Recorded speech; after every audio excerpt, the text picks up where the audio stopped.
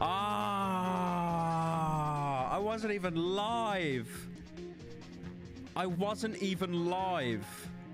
The whole time I was speaking, I was speaking for like a full, I was doing the fucking twit longer. I was speaking for like 5 minutes and no one heard me because I was offline. Oh my fucking God. I'm never doing that again. How are we doing?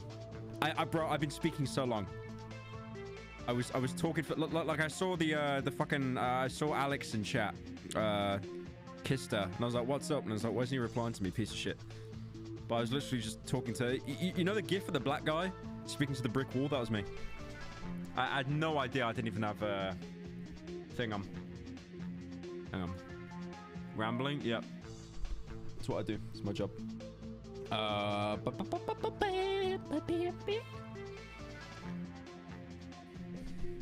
Right, we'll get started in a minute. I got down this coffee. This is like my 4th coffee of the day. It's probably not good to have it. Hey, but what are you gonna do? What are you gonna do about it? What are you gonna do? Right.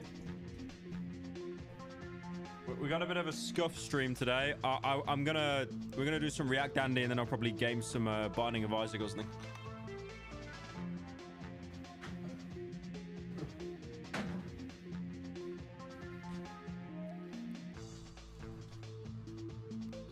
Why no maid dress stream? We haven't hit the goal. It's your fault, not mine.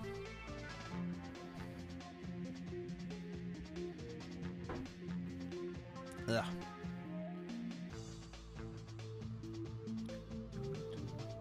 There we go. Hello! What's up? How are we doing on this... What day is it? Is it Friday? It's Saturday. Whoops. How are we doing on this fine Saturday? This fine Saturday. You guys are alone on a Saturday? Lamau. Pathetic. I laugh. I XD. Sad stream? Yeah, this is a sad stream. I don't know if any of you have seen, but we have released the new video. We've got a new main channel video. I don't want to show this. I don't show this.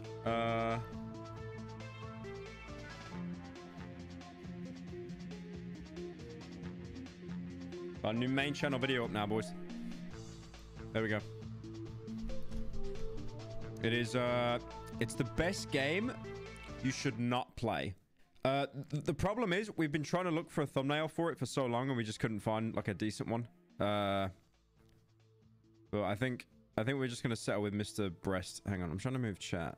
How do I move chat? There we go. Let's put him down there. Yeah. Yeah, I've been trying to make a good compromise with the thumbnail, but we couldn't really find anything. So, this is the thumbnail. This is the thumbnail we're going to have for the main channel video. I think originally it was like one of the main characters like crying or something. And then we just kind of thought, yeah, it's not really like getting clicks. So, because it's so weird that the way that my videos work... The way that my videos work is when I upload a video on the main channel, they always do shit. I don't know why they always do shit. I mean, I know why. They always perform. So when you upload a video onto YouTube, you get the option to like see how it's performing, right? On the YouTube studio. YouTubers will know this, or anyone that uploads. Basically, 1 out of 10 is fucking amazing. You pugged it. 10 out of 10 is terrible and you're on suicide watch. So all my videos I upload on main, they always end up being 10 out of 10. And then they slowly climb up over the days. Because I got told by someone at YouTube that the way long form videos work, they don't recommend the long form video to everyone initially because it's so long. It might scare people from like watching the video and they click off YouTube. And someone clicking off YouTube is the worst thing in the world. That's like someone clicking off of TikTok. That's terrible for them. They want to keep you on the site for as long as possible. So they've got like an algorithm for long form videos where they slowly recommend it over the coming weeks. So it's genius, right? You spend like 3 months on a video, you upload it, and you think, oh my God, no one's watching it. What was the fucking point? But then it climbs up over time. So I think it was a 10 out of 10 when I uploaded it. And I think it's like...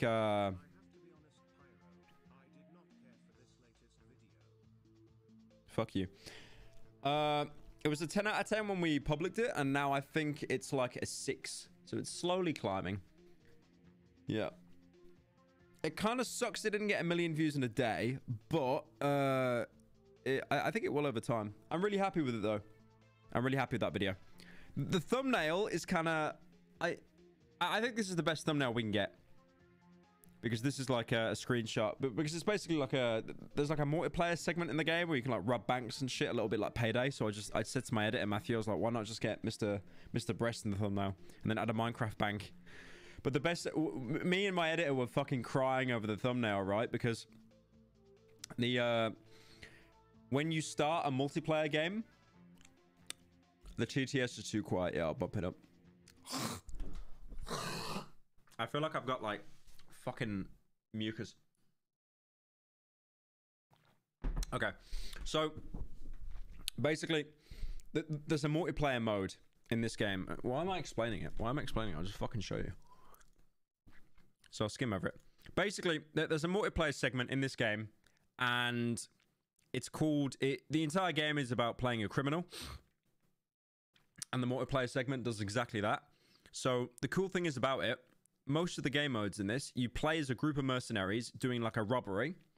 And then you get money and then you extract. But the mode is called... It's called Fragile... Fucking hair in my mouth. It's called Fragile Alliance. So anyone that you team up with in the game to steal money with, you can then turn on them and then kill them for their cash. So if you've got 1 million... and your mate's got 1 million, you think, I kind of want his 1 million, because then I can use it to buy better guns for the next round. People that your English overlords have conquered. No. So, that was a good aspect. But obviously, then you get 2 mil, you exfil, you get more money, but then everyone knows you're a rat. They call you a traitor. And you're marked for, like, death by everyone on screen. So, anyone can then kill you if you're a traitor, and they get no repercussions for it. But as well, anyone that dies on the job, they come back as a cop. They can actually go and, you know, kill... They can kill you and get their money back. Basically, get revenge. It's cool. I really like the game. I really like the game. It's not... If they gave Kane and Lynch 2, that's the name of the game, a bigger budget, I reckon it could have been really good. But I was surprised by the comments how many people actually watched the game. No, not watched the game. Sorry, played the game when they were kids. Because it came out like 10 years ago. And we got some donos. What we got? Let's have a little look. Thank you, Alec, for joining. Thank you, Aden, for joining as well. So, what I want to do today, I tested positive for COVID today. Is it cringe to catch COVID in 2022? I mean, if you survive it, then, you know, power to you. How much will I need to donate for you to play Project Zomboid? I've played Zomboid. Zomboid's really good. It's really good. It's hard though. It's very hard. I tried soloing it and I keep being fucking obliterated. That's such a difficult game, but I really like it. But yeah, overall, Kane and Lynch is such a good game, but it just wasn't fleshed out enough. That's why I kind of called it the best game you shouldn't play, because it's a great game. It really is, like stylistically, and they do some cool stuff. Watch Corey. What do you mean watch Corey? You mean the Corey Kenshin video? I don't, you're asking me to watch Corey. I don't know what that is. Are you on about fucking Corey in the house? Watch the tape of him on trial. Are you asking about the Corey Kenshin?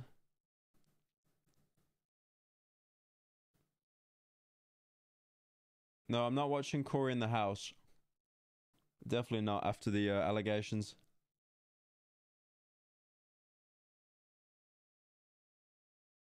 Okay, I think you're on about Corey Kenshin. Okay, and this is interesting. I did kind of want to... The sad part about this stream is that we'll never get to see Petscop 2 JKJK.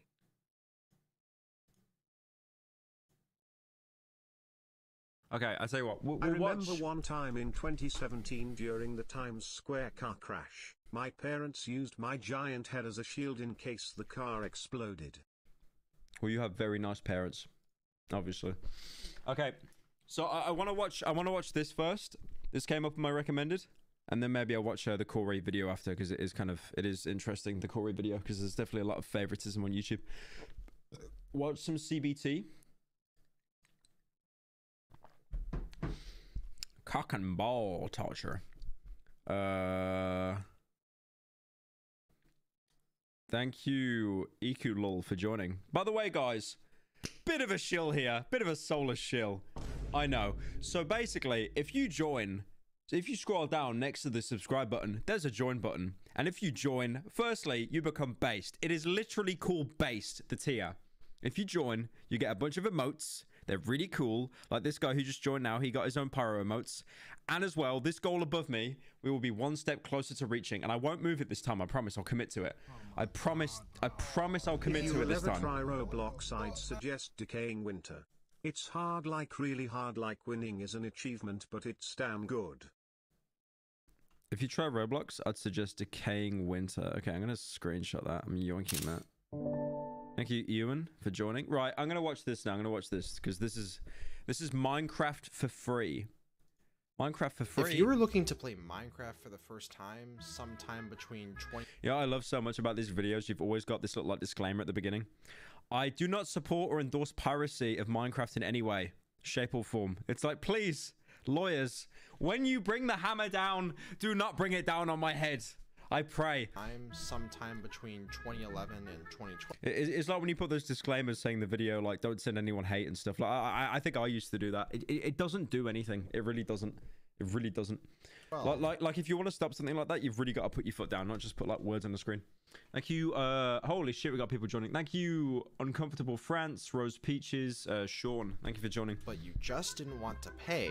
Well, you probably stumbled upon this website. Minecraftforfree.com. I remember this website. I didn't use it. If it sounded like I said I used it, that is pure slander. I never used it. I swear though, no, you'd get so much like dodgy adware running this, right? Like Trojans and shit, I swear. Oh, my mic's quiet. Hang on. Is that... Hang on. My yeah, I got my mic. Is that better? Yeah. Okay. At the time, it was the most popular to play Five Nights at Los Polos Hermanos. Ha ha ha, get it? Breaking Bad reference. I'm so effing funny. Oh, I would not say you're funny. I would not say you're funny. Thank you, Tartagan, for joining, Plastic Dream, and Boss. Popular Minecraft pirating website. All you had to do was click on the website, agree to a disclaimer, and bam, you were playing the full version of Minecraft. This looks... I know he's probably got this from like an archive site. Oh, wait, chat, what happens if you go on Minecraft for free now? I'm not doing it. It probably grabs my IP or something. You were playing the full version of Minecraft. No strings attached. But one day, the site simply vanished without a trace. My mic's quiet. Is it okay now? It should be fine now, right? Hang on, let me... Is my mic okay? Hang on, let me do it. My mic's quiet. Is it okay now? No, my mic's fine. My mic's fine. I don't want to like blow anyone's ears up. So what really happened to MinecraftForFree.com? Well, this story is just crazy. So let's get right into this.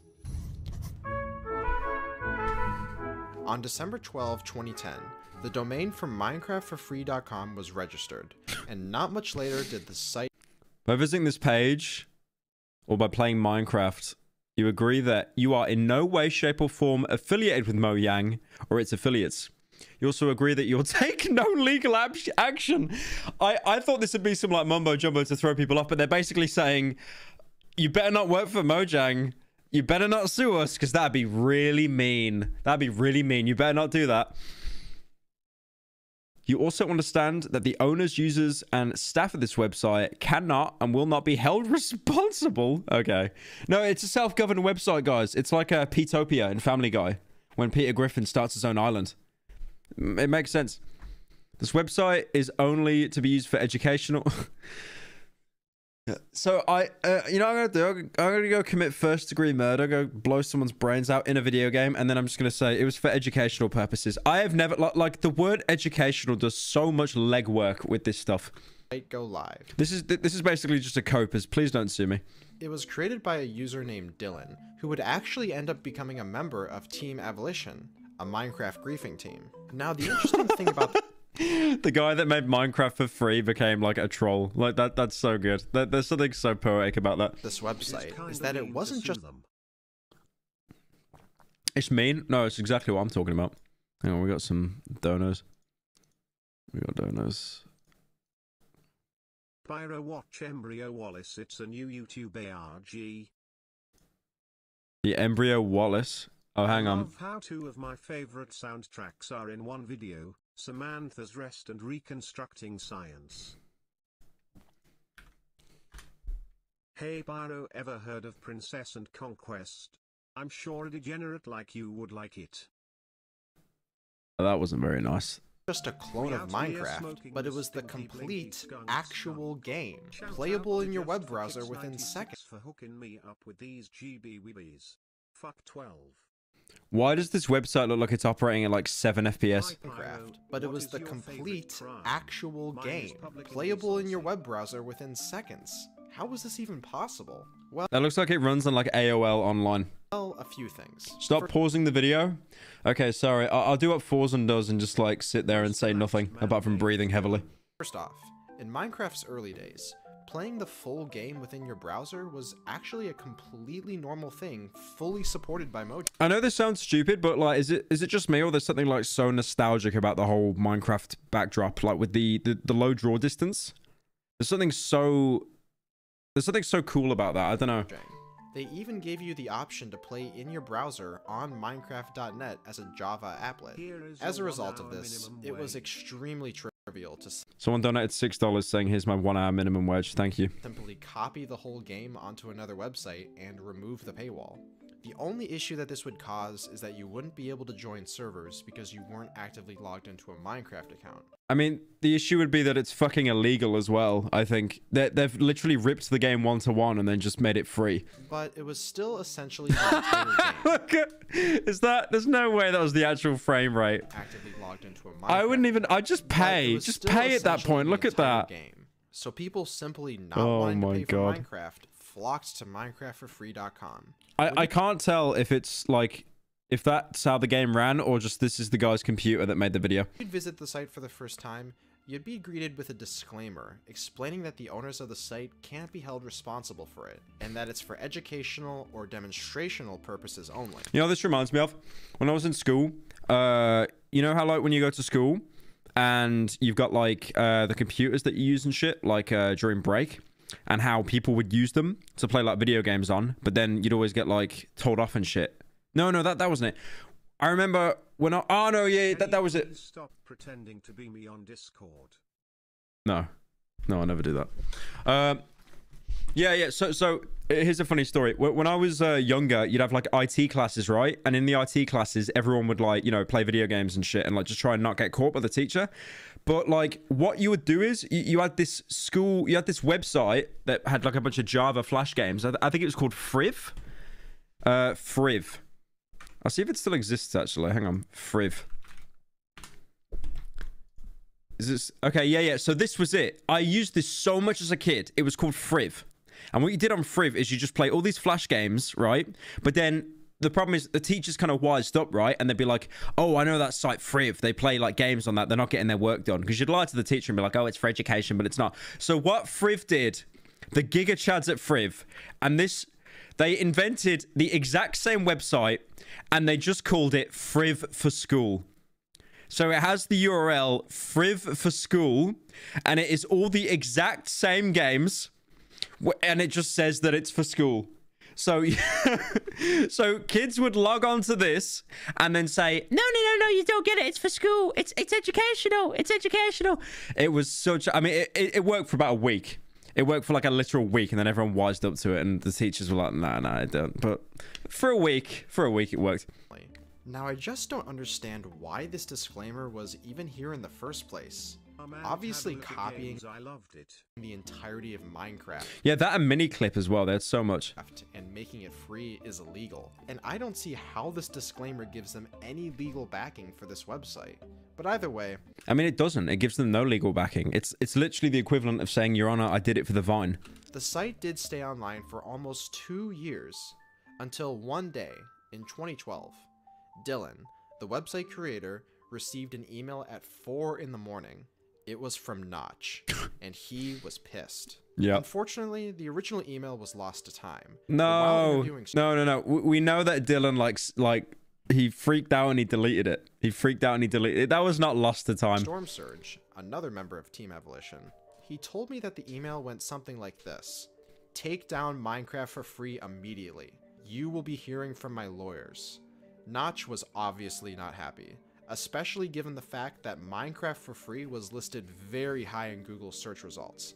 There was actually one point where if you search terms like Minecraft for free or free Minecraft, the website would literally be at the top of the list, even above the actual Minecraft. I mean, it's kind of genius. It's kind of based, but also I would be annoyed. I would be annoyed if I made a game and then someone just calls it the same name but for free. Like, imagine like Skyrim for free. Like, we've all done a bit of pirating in a video game, but it's kind of funny. Site. So Dylan immediately told Storm about the email he got from Notch. Something. I just love for Dylan as well. They used the Minecraft Steve skin. Just this unassuming, completely, this innocent gentleman. He did nothing wrong. Guys, all he wanted to do is make the game free for everyone. For everyone. Anti-work. Anti-work. Something had to be done quickly before he received a lawsuit Eat the at his rich. doorstep. And that's when Storm got an idea. Now, this is where things get absolutely insane. So stick with me. Thank you, A Xanos, few for months joining, and prior Jake. to all of this, the game publisher Bethesda attempted to sue Mojang over their new game called Scrolls. They claimed that by Mojang naming their game Scrolls, it infringed on their copyright over the Elder Scrolls series. Now, I remember this. I remember something similar to this, actually. It was in an Internet Historian video. And you know the game No Man's Sky? Sky TV, which was a news company, was trying to sue. Hang on. No Man's Sky versus Sky lawsuit. Yeah, there you go. No Man's Sky settles name dispute. So apparently there's a company in the UK called Sky, and it's like a big conglomerate, right? Like, it's a news company, it's an entertainment company. So they apparently wanted to trademark the word Sky. So they just wouldn't let them use No Man's Sky, but I think they dropped it. But like, it's so like, okay, if you come up with like a name for a company or something, that's fine. But a fucking word, a commonly used word, like imagine trying to like copyright the word grass. There's not even okay. If this game was called Sky, I'd kind of get it. I mean, I wouldn't. There's no fucking crossover, right? It's not like Sky is EA. It's not like it's a publisher or an entertainment company. It's not even like it's a video game. There's no competition there whatsoever. But I'd kind of get it, as opposed to Sky, No Man's Sky. No, he said the word that we use. No, and then the company Grass comes over and they start suing you as well because someone said touch grass in the comments. Just so bizarre. Series. Now, this is of course absolutely ridiculous. You can't just copyright a word. So after they want to, though. These billionaire conglomerate companies, they want to copyright singular words. Watching Coffee House Crime. He talks about murderers and stuff. Coffee House Crime. I'll have a look. I mean, I'm still gonna keep watching this video, but I'll have a look at Coffee House.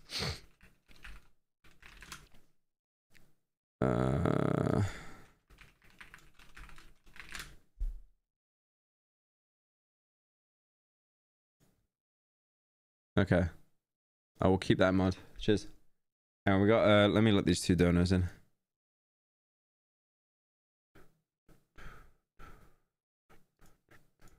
Sorry for calling you a degenerate pyro, but you should check it out if you haven't. It's an RPG that's not YouTube friendly, but Terry's still videos of it up. Yeah. Hey Pyro, loved the new video. It was weird seeing a not in the head game for once. Been a huge fan for quite a while. I've been watching. See you. Thank you, man. Yeah, I'm happy it wasn't in a head game either. It just had an insane person in it. some back and forth between Bethesda, Notch came up with a pretty unique idea. Challenge the best 3 from Bethesda and Mojang to a game of Quake 3. Whoever wins keeps the rights to... Wait. Who suggest... No, that's trolling. I could definitely see how people can get Skyrim and Scrolls mixed up. I mean, both games have mining and crafting and awesome dragons. Notch came up with a got him! Oh, these nuts! pretty unique idea. Challenge the best 3 from Bethesda and Mojang to a game of Quake 3. Whoever wins keeps the rights to Scrolls. He was serious, but Bethesda backed down on the offer, and eventually the case was dropped. We won the interim injunction. We can keep using the name Scrolls. They can still appeal the ruling, but I'm very happy. And we've settled with Bethesda. Yay. Anyways, so how does this... This was like before he went insane on Twitter. That's madness though. Like the word scrolls. Case was dropped anyways. So how does this relate to the Minecraft for free situation? Well, did you know that companies can copyright color? Yeah, I do. I know all about Hamlindigo Blue. It's disgusting that a company can copyright a color like that. Dylan and Storm knew that the site had to go down no matter what. But just to up the ante, Storm told Dylan to reply to the email challenging Notch to a game. Please tell me you guys got the reference. Come on. Someone in chat tell me that they got the reference. Did no one get the fucking reference I just made there? Are you joking, chat? I made the best reference right there and none of you got it. No. Don't say it now because you saw one fucking guy say it and you're parroting him. No. I know that one guy got it right and you're all parroting him now. Fuck off. Game of Quake 3. Actually uncultured. Notch's best 3 versus Team Abolition's Watch something else that isn't Minecraft story mode. best 3. If Team Abolition wins, they get Minecraft capes. If Mojang wins, Team Abolition would have to hire a dubstep artist to make a song in Notch's honor. This offer was obviously insane. Wait, what was the offer? Email challenging Notch to a game of Quake 3. Here's Notch's best 3 versus Team Abolition's best 3. If Team Abolition wins, they get Minecraft capes. If Mojang wins, Team Abolition would have to hire a dubstep artist to make a song in Notch's honor. This I feel that's really not in Notch's favor. That's not in Notch's favor at all. It's like giving away Minecraft capes that have a lot of value as opposed to just making a song that gets 7 views. But also, Notch is like minted at that point, right? So he could easily go and find like the best, like most cracked, like Stockholm, Oslo, Norway, like Scandinavian, like esports team. This offer was obviously insane, and Dylan was skeptical about sending this as he didn't want to. Wait. Fat Fuzz. That's not actually Little Tay. That's not Little Tay. How do I view it? That's not her. But it's 50 quid. It might be. How do you check? How do you check their fucking name? Chat, can you go on her fucking channel? Is that Little Tay? Did Little Tay just give me 50 quid saying Fat Fuzz? How do I do that? It's not her. L. Yeah, her fucking parents probably still got her in the... Well, what even happened to her? Her fucking parents dragged her off the internet or something, right? Like, she fell off. I think she's getting fucking harassed too much. Man, I thought we had some fucking clout in the chat then, man. Thank you, Little Tate. Thank you, Little Tate. So it's going to say Fat Furs for like half the stream now because you gave $50. I hate you. Right, anyway. Where's OBS? Yep. To get sued and had no content. I mean, you say Fat Furs. I'm just going to use it for commission money. So who wins? Who wins? Not you. Not you. About the Mojang Bethesda lawsuit. But Storm told Dylan to trust him on this and send it. So he did. And what's shocking is that 10 minutes later, Notch responds. I emailed a guy handing out Minecraft for free and asked him to take down the site. He challenged me to Quake 3. This is happening. Accepting the challenge. Okay. Later, Notch and Jeb got... Is this... No. I feel these events are moving too quickly. Did this actually happen? ...to a match of Quake 3 with Team Abolition. Notch even live streamed the match publicly. What? 10 years ago. This actually happened? I thought this would just fizzle out or something. While Storm recorded it and uploaded it to the team. Oh my god. This is... Hang on a minute. Quake Live. Okay. Hang on. Quake Live. Notch. I spelled it wrong. Oh my god, it's real. Andrew Tate has been hired by Blizzard following his recent comments towards women. It's actually real, and it's Notch himself, not just... I mean, poor guy, he's probably gonna get fucking ass blasted, right? Imagine if Notch was, like, secretly cracked. That'd be genius. Team Abolition YouTube channel. Both are actually still watchable to this day. That's madness. Now, here's the thing.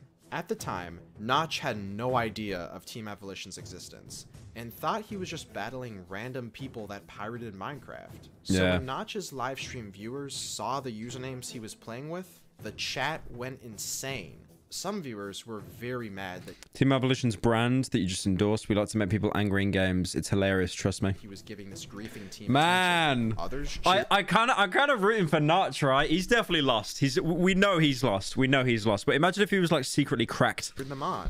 Now, Notch wasn't looking at the stream chat, so he still had no clue. But he did eventually realize, and was cool with it in the end. Anyways, Notch's team ended up winning, probably because it was Dylan's first time ever Oh wait, Notch what? Oh, he was cracked. He actually was cracked.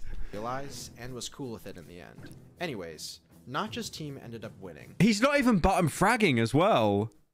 Holy! Hang on. Show me the stats. Show me the stats. So that's his ping. Damage. Oh my god, he's cracked. Boys. Look at the he got 24 and their top fragger got 27. He's at Notch is cracked. Like I'm not even joking. Oh, Jeb as well. That's Ginger Jeb, right? Like the guy that's still working on Minecraft now? Yeah, oh my god, imagine being a trolling team and then you get fucked by Notch. Notch's team ended up winning. Notch Gaming, guys. We need that as a YouTube channel. Probably because it was Dylan's first time ever playing Quake. That's cope. That's cope. So the capes were a no-go, and Storm had to hire a dubstep artist. Lamau. Yeah, I told you it's not worth it though. Look at that. How many views it get? How many views? Storm 12,000 views. Just not worth it. Not worth it. had to hire a dubstep artist Lol. to create a song for Notch. The song was appropriately titled Before or after? So I'm still losing I feel like I was just watching one of my own montage parodies then. I actually felt like a shiver go down my spine. Didn't win. I would have No, loved I to have kinda my like screen winning. tone on my back. Oh, you could just... What year did this come out again? What year did this come out? You could just tell. This is like some 2013 shit. Hang on. When did it come out? Yeah, 2012. Yeah, that's... Yeah. That we didn't win. I would have No, loved I to have kinda my like screen winning. tone on my back. Actually, just let GTA wasted green screen. Because I love it, because when you chroma key, you can still see that green little flash for a second. Ah...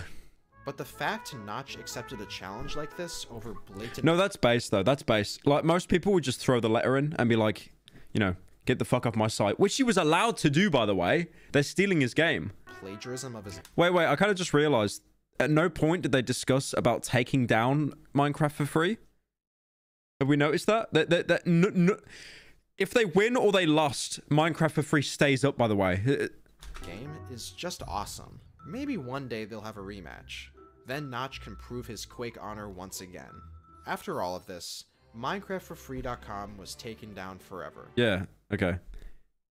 It actually hosted the classic version for a while, but it eventually went offline. Taken down forever. Clones of the website were of course made, but they were also short-lived. Mainly because Mojang officially dropped support for playing Minecraft in a web browser once patch 1.6 was released. And soon after that, all in-browser Java applets stopped being supported entirely, and the functionality was removed Now I need to migrate to my Microsoft account. No! from most major web Honestly, I don't know if any of you can relate. Migrating your Minecraft account through Microsoft when they bought it was fucking aid car. Like, who remembers their Microsoft login, their Xbox login? Fucking no one.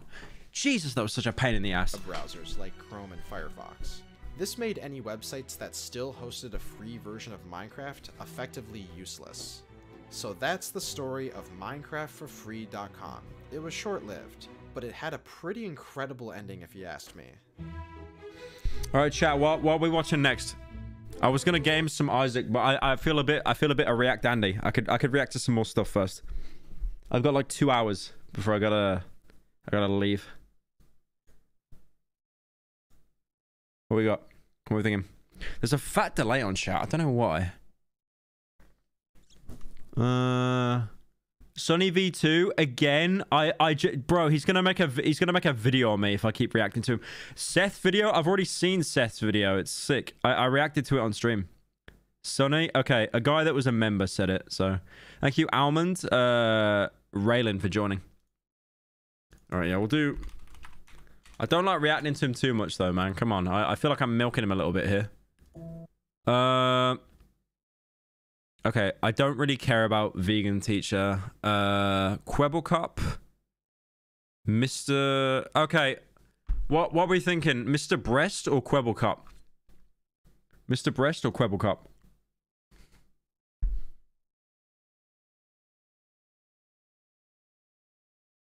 More sunny.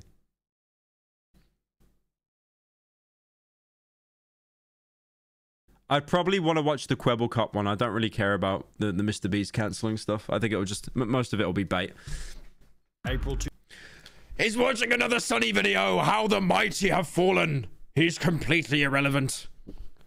God, this parasitical guy fell off. I hate him. That's why I keep throwing $10 at him. Hey Pyro, have you seen the Project Zomboid challenge of a dude self-sustaining himself in the house he starts in? No, I haven't, but I know the one where, like, you're drunk and you're naked and your house is on fire. That one's pretty hard.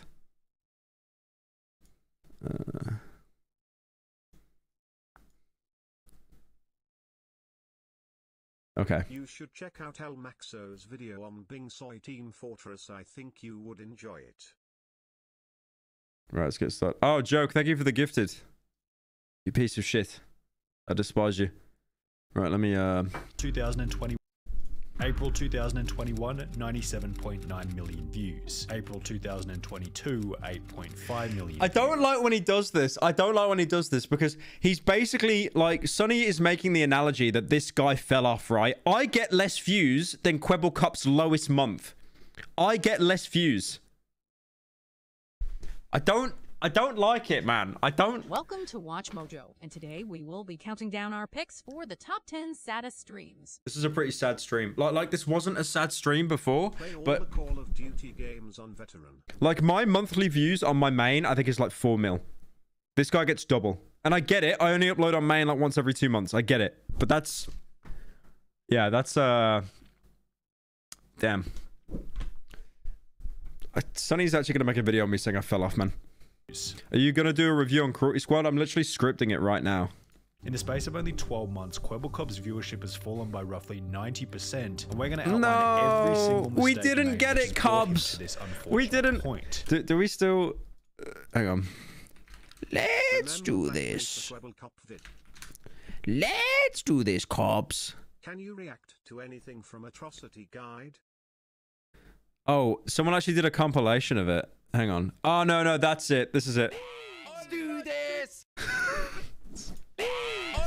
Oh, he had such... My sweet summer child. He had so much optimism. He had so much happiness in his soul. That's like a 6-year-old bit. I like how that's still just in my head.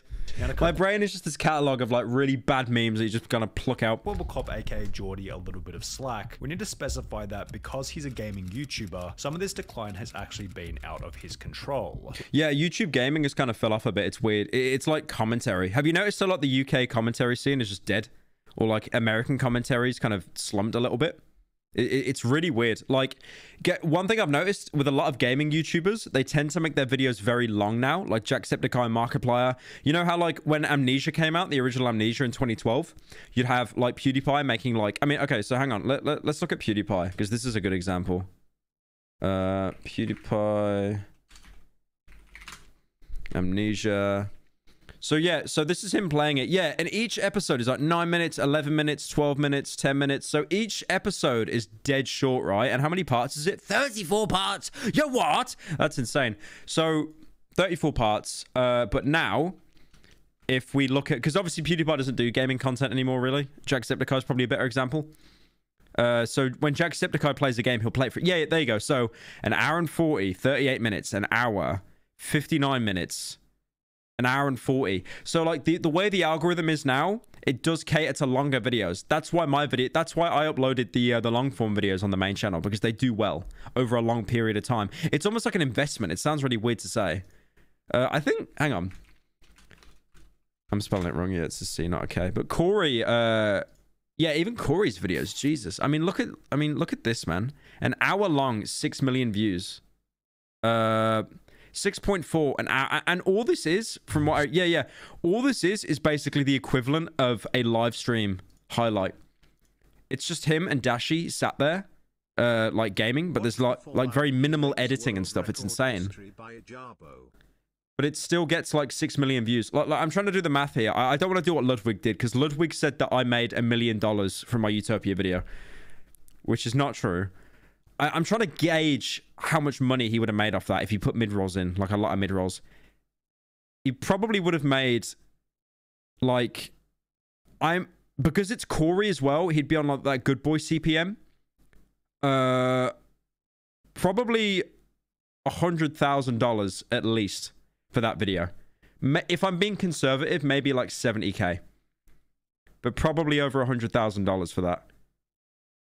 If he was doing mid-rolls right, and the way to do mid-rolls right is put one every 2 fucking minutes, because they never play. But yeah, anyway. We've explained in past videos that gaming YouTubers often have a very volatile career, as their view count is directly tied to the popularity of whatever game they happen to be playing. We can see this trend when looking at Kwebbelkop's best month ever back in August 2019, when his channel would achieve a monthly viewership of 166 million. Oh my god. That's... What's Mr. Breast on now? Hang on. What's Mr. Breast on? Mr. Beast... Mr. Big Breast. What's he on? So he's on 500 mil. So Kwebbelkop's peak was like a fifth. Well, oh, less than a fifth. More than a fifth of what Jimmy gets. That's insane. Wowzers. That's really good. At the time, Minecraft was coming back into the main... You know what? I didn't want to share this as well. This kind of just came into my head.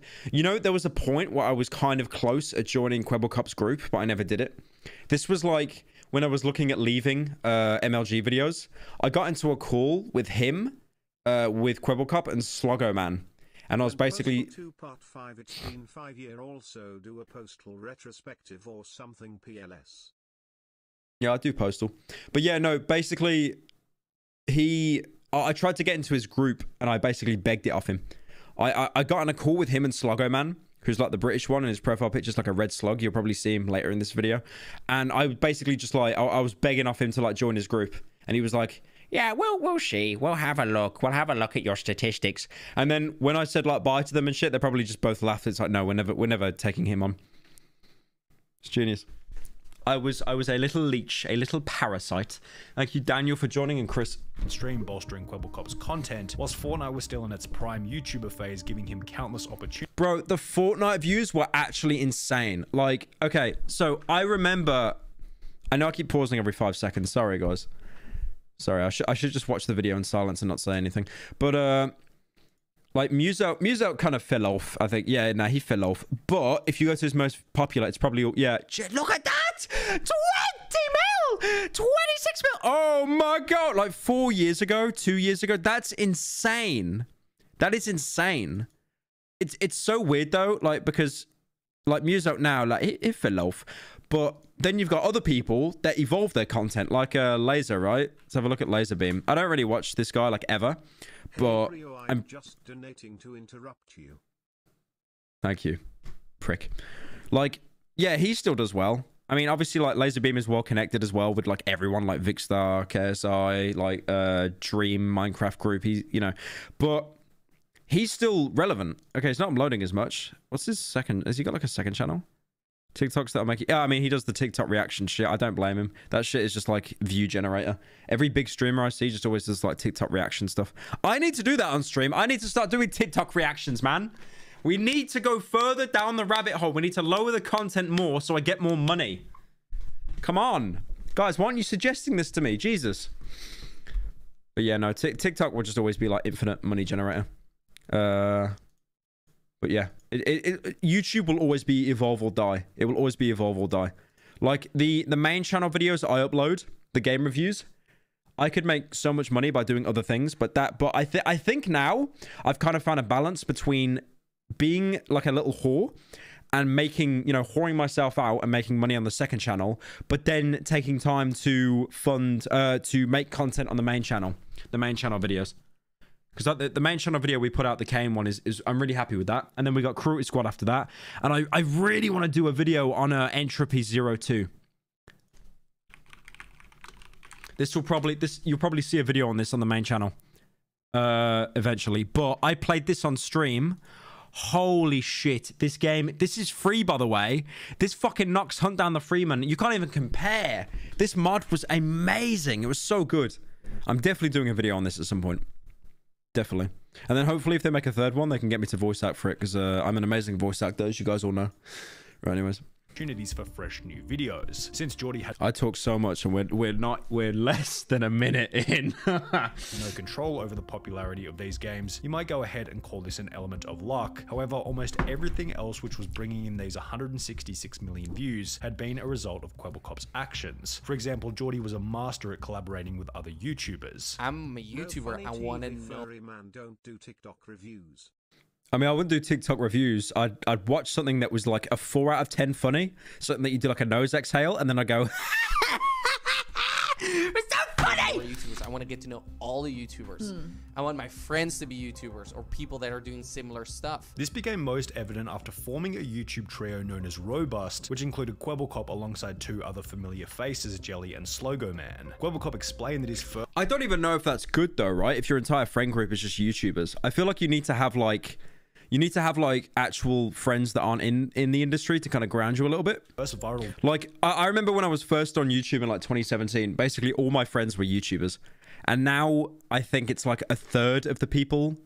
No, probably half. Half my friends are YouTubers. But then the other half just, they do other stuff. Like they don't even do YouTube. I feel like to have your entire friend group be YouTubers, that's almost like all your friends being... you know, in the same office block as you and not being able to talk to anyone else. I don't know. It might be a bit suffocating after a while. The video with over 14 million views was him, Jelly, and Slogo simply messing around on GTA 5. As their relationship strengthened, a video where Kwebbelkop simply met Jelly in real life for the first time gained over 12 million. It's genius how this always happens though, right? If you notice this, you'll always have these YouTubers that blow up, and then when they do a video meeting each other, it juices. Like this is basically 3 years before Wilbur Soot met Tommy in it, and that video juiced. And the thing is, you go back and watch that video of Wilbur and Tommy, it's such a mid video. Nothing happens. They just walk around Brighton Pier and everything's subtitled. But because it's these 2 huge creators at the time meeting, it's just like, you know, 2 fandoms combining. It's like fucking Infinity Stone shit. Million views. The trio were even picked up by PewDiePie's YouTube network Revel Mode alongside Markiplier and Jacksepticeye, with a subscriber count of Kwebbelkop, Jelly, and Slogo being the best piece of evidence for the success they'd find as a trio. In addition to forming the Robust group, Geordie began dating fellow YouTuber Azzyland in 2016, with Azzy herself having a multi-million subscriber count at the time. 13.4 mil. Oh my god. 13.4 mil. Jesus. What's she on now? Oh, she fell off. Oh, I thought she'd be getting millions. Okay, yeah, no, she fell off. A lot of YouTubers did this, by the way. They jumped on this TikTok trend, this YouTube Shorts trend, voice break. Don't laugh. You laugh at the voice break, you get a ban. But like, yeah, a lot of YouTubers jumped on this Shorts trend because they thought it juiced views. But yeah, no, she did a bit of falling off. What was she like at a Prime? 50 mil, 46, that's madness. Good lord. Good lord. Yeah, it was like 3 years ago or something. You know what amazes me? The fact that Sniper Wolf still gets views, because Azzyland just reminds me of Sniper Wolf. But look at her views. Sniper Wolf's views are... What the fuck is that? Okay, right. Some pregnancy fetish shit. Anyways. But like, still like 3 mil... 6 mil, 2 mil, like that. Madness. I love as well how so many YouTubers have like copied this. You know, where like they have their face like reacting, and then they have like a little bar. I think Will still does this. Hang on. I'll see if... Oh, he changed his channel name to like Will and he React. That's right. Oh, does he not have it anymore? I think he went through a stage where he did it as well. Or am I chatting shit? He reuses the face so many times. I mean, I would as well, though. If I was uploading daily, I would definitely run out of... You kind of run out of, like, emotions to pull, right? After a while. But yeah, no, I don't even blame Will for doing these. Like, it's such garbage content, but it's just like money printer. Like, I would 100% do this in a heartbeat. meaning that they could collaborate on various different videos, providing further growth for each creator. Yet the overwhelming driver behind Kwebbelkop's extreme viewership was without a doubt his laser focus on the content in combination with an unwavering work ethic. After beginning his channel, Geordie made a commitment to upload one video. It's just the amount. I hate the internet, man, because I just think of Wojaks now when I see this shit. Every single day, which he would continue for a period of over 9 years. 27th of August 2012, I said to myself, I'm never gonna miss a day of uploading, no matter what happens. And every day I'm gonna make a video that's better than the one before. Additionally, This is like me saying, guys, this is basically me at the end of every stream when I say, guys, I'll probably be live tomorrow. Let's see what happens. And then I disappear for 2.5 months. all of his energy was being focused on one channel only, ensuring that the one daily video was always of the highest quality. Every day I worked on it. Every day I studied it. I watched tutorials. I read articles. I spoke to people. This just comes across to me as the dream tweet where he said he studied Reddit. Hang on. Please tell me it's still there. Please tell me the tweet's still there. Please tell me the tweet's still there. Where is it? There's a tweet where he says, I studied Reddit. What the fuck is this?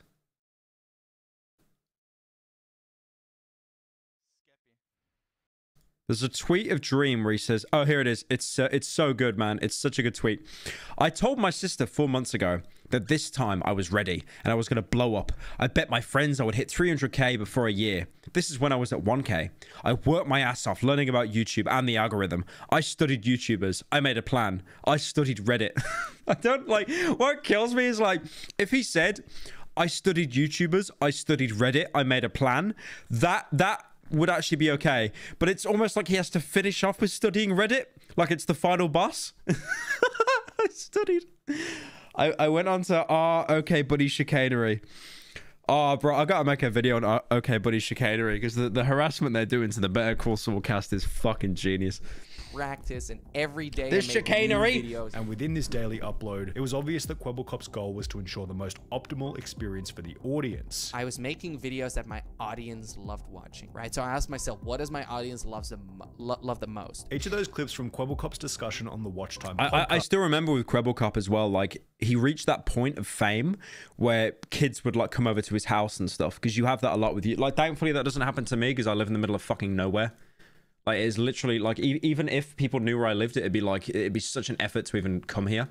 But hang on, Kwebbelkop fans at house. I think there's a video where he tells them to like fuck. No, I can't find it. But fans came to his house and he basically was saying like, no, go away. I mean, it happens to a lot of people, to be fair. Also displayed just how switched on he was in terms of personal development and the correct attitude required in order to grow a successful YouTube channel. So if he had the correct attitude and mindset in order, why after 5 years of gaining an extremely consistent 100 million views per month did this number drop to between 5 and 15 million over the course of only a year? Well, in order to answer that question, let's begin by looking at a Twitter post made by Kwebbelkop in early 2020. I think what happens with a lot of YouTubers as well is they go into other projects. They don't enjoy doing YouTube anymore. Because one thing I've noticed with a lot of YouTubers that blew up huge, they were kind of only on the platform for a couple of years, right? Like, for example, RiceGum. RiceGum was one of the biggest.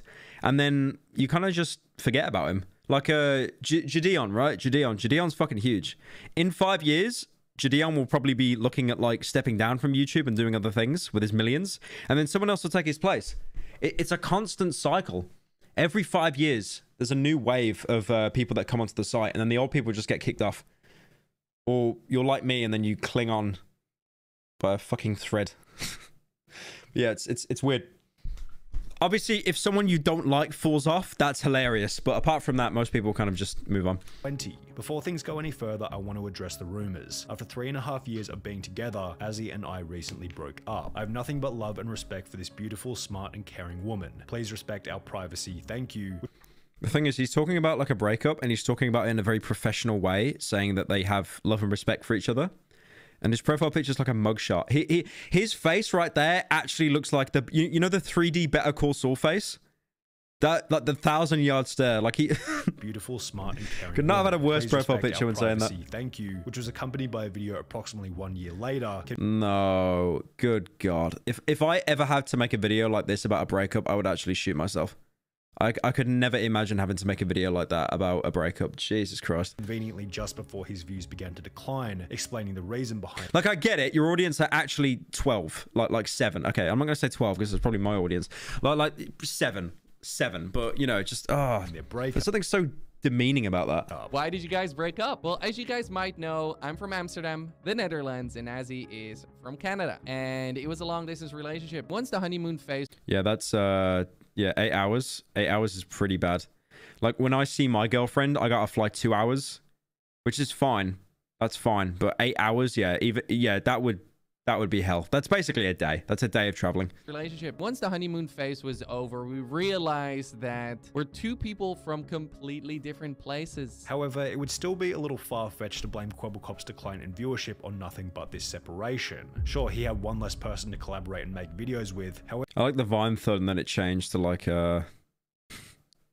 negative. if we take the date of Geordie's separation announcement, March 2020, and place it alongside his view count at the time, he actually went up in views after breaking up with Azzyland. Of course, there were other factors at play during this time, such as people being at home and therefore watching more YouTube due to the pandemic. Yet, as an overall, the data doesn't really suggest that this breakup had much of an impact on his eventual... Thank you, Trib, for joining. Edam, Total Fusto, and Casper Day. decline in views. However, it wasn't only Azzyland that Kwebbelkop would stop making videos with. After 5 years of filming together, the robust trio being Kwebbelkop, Jelly, and Slogo would also slowly disintegrate. Instead of playing with Geordie, who was busy making various reaction... I met Jelly in real life. He's the only one that I've met in person. I met him so briefly. It was at an Insomnia event. I think he was doing like a meet and greet for like 1 hour or something. But yeah, I got a picture of him. I'll see if I can find it on my phone in a bit. But yeah, no. I can't even say if he was nice or not because our interaction was so brief. But the fact that he let me take a picture, like... and he had no idea who I was. He probably thought I was a fucking fan. But yeah.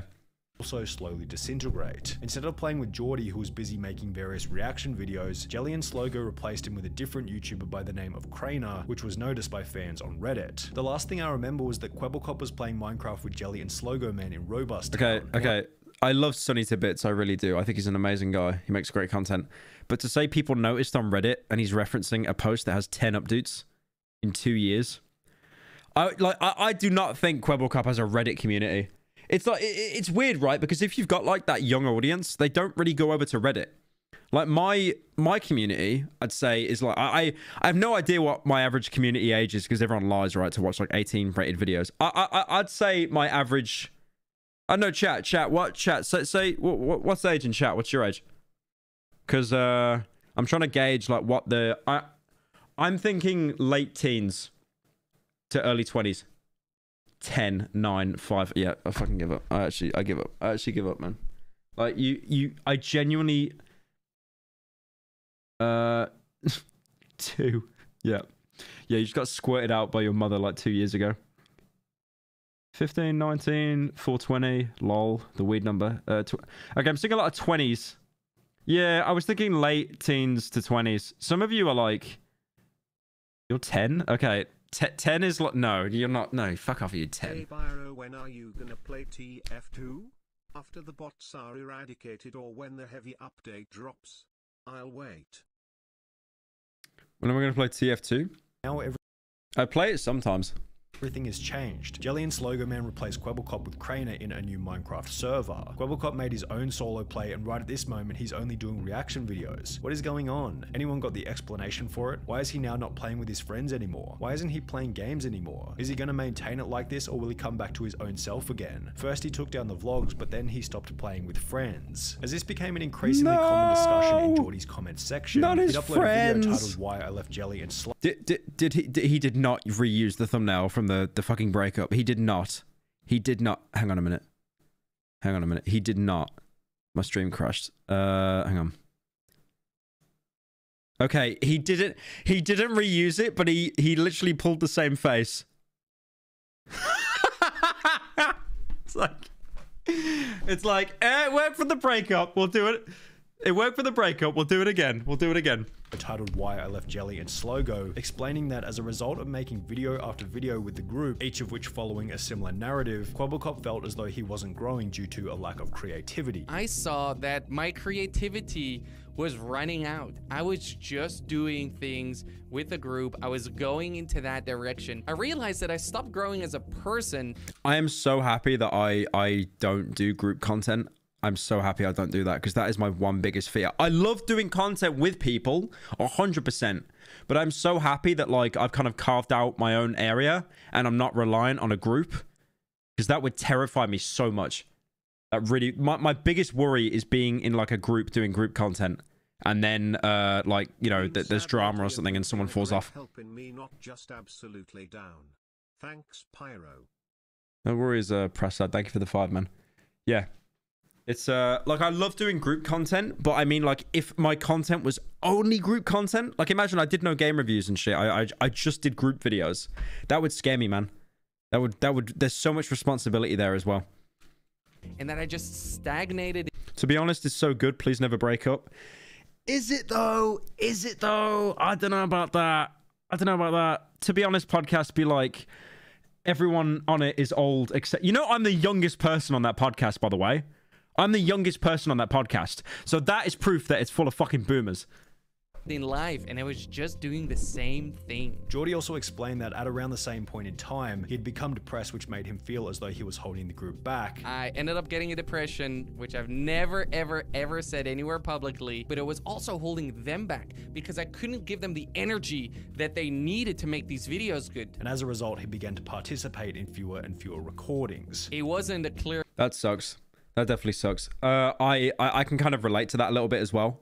I think what helped me a lot is actually, you know what? I'm not memeing, actually. What's helped me a lot is the second channel. Because what I would do for the main channel is I would just script all day and then not be able to have any kind of outlet apart from, like, you know, meeting mates and working out and stuff. But no outlet in content.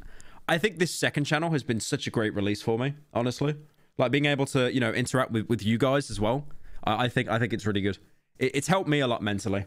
I could see why people live stream. I remember Jadion saying, like, you know, group main channel videos are like effort, but then like second channel, not second channel, live stream videos, he just gets to chill and talk to you guys. And I agree with that a lot. Live streaming can be a bit of work, but it's fucking therapeutic, man. Because considering most people that you watch, most content creators are in their fucking bedroom for, like, you know, 15 hours a day, like 10 hours a day. It's good. It's really good. It's a good form of like catharsis, man. Cut. Bye guys, see you tomorrow.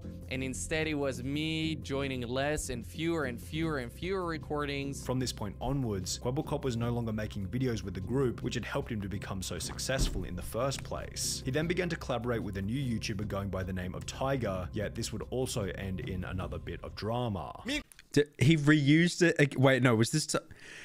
Now he's using the... Look at that, look! You can see the... Hang on, let me move my camera.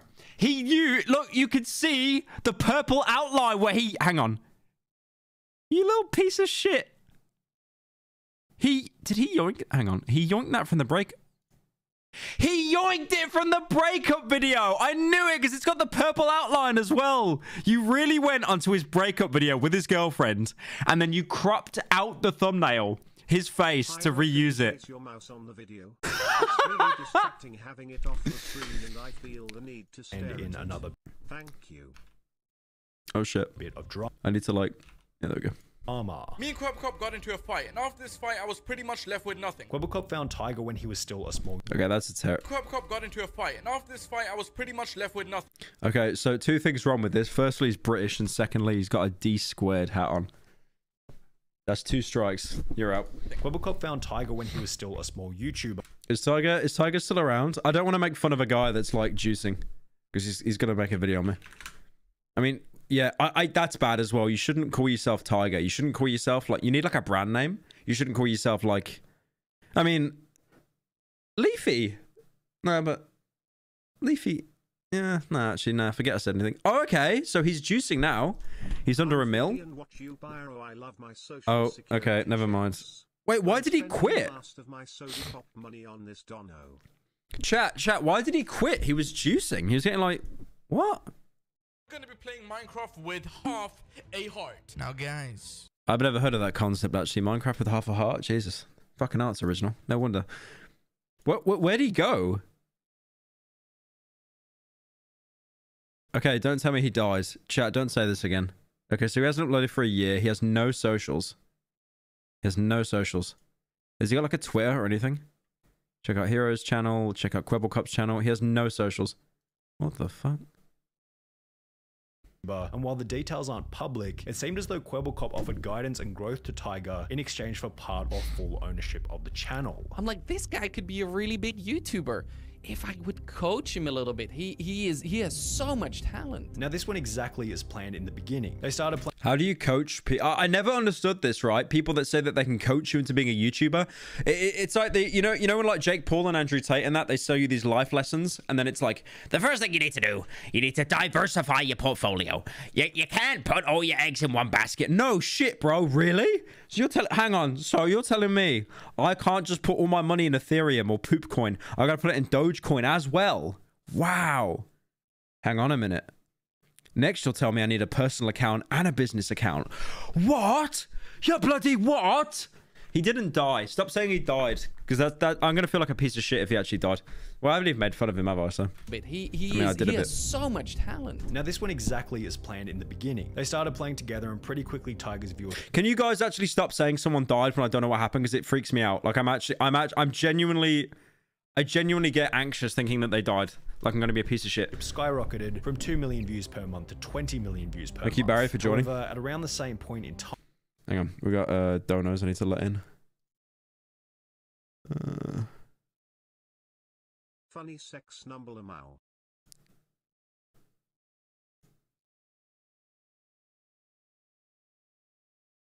Are you going to talk about the Corey situation, or are you not going to bother, since it's been covered by pretty much every Mike Slobbering commentary channel? Yeah, I was going to say, everyone's talked about it. It's a bit redundant. I mean, maybe I could watch the video. Cynical. If you still have the time, can you react to the Has Been Hotel Stalker by Bernie Vids? Has Been Hotel Stalker. I never That you just the two worst things I think I've heard in my life. Has Been Hotel and Stalker. To give you this. Thank you. Thank you. Pyro, can you place your mouse on the video? It's really distracting having it off the screen. I can't focus. Thank you. What is wrong with you guys? I just got here 57 minutes in. What has happened so far? Nothing of value. Absolutely nothing of value. Thoughts on Eliafy? She's so cool, right? I'm not Eliafy BTW. He died, I killed him, smile.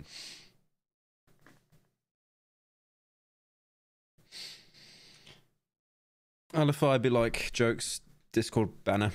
Tiger randomly stopped uploading altogether. 2 months later, Tiger would upload a video on a different Oh, channel. wait. He's back. Liger. Why'd you call yourself Liger? It's just, you're giving yourself an L. Liger. So he is back. Would you do a review of the Prince of Egypt Oh. on my channel?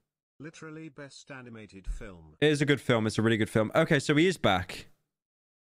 He is back. Okay. 2 weeks. No, he kind of fell off a little bit. He fell off. I mean, I don't know why did he go to a different channel? Maybe. I'm not even born yet. I'm ethereal. I'm here but not at the same time. I love your content, but I can't truly enjoy it until I physically manifest. I'm one above all and under.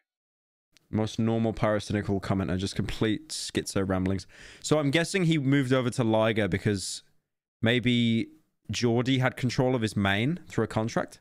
Channel titled Why I Left Kwebbelkop and Tiger, explaining that he couldn't talk about what had happened with the channel. And I'm not going to get too much into who was in the right or who was in the wrong. Okay, so it was probably a legal dispute, and Geordie probably made this guy sign an NDA, like a non-disclosure agreement, so he's not allowed to talk about it, so he just can't go into details. Because you'll be amazed at how many YouTubers throw NDAs at you just to work with them. Like, I remember, what's his name? I was thinking Sunny V2. You know Sunny? Sunday? What's his name? Sunday? Hang on. Sunday. I don't know what his name. Yeah, Sunday. I was gonna work with this guy on a thumbnail, I think, or something like 6 years ago, 5-6 years ago, I think, like a good while ago.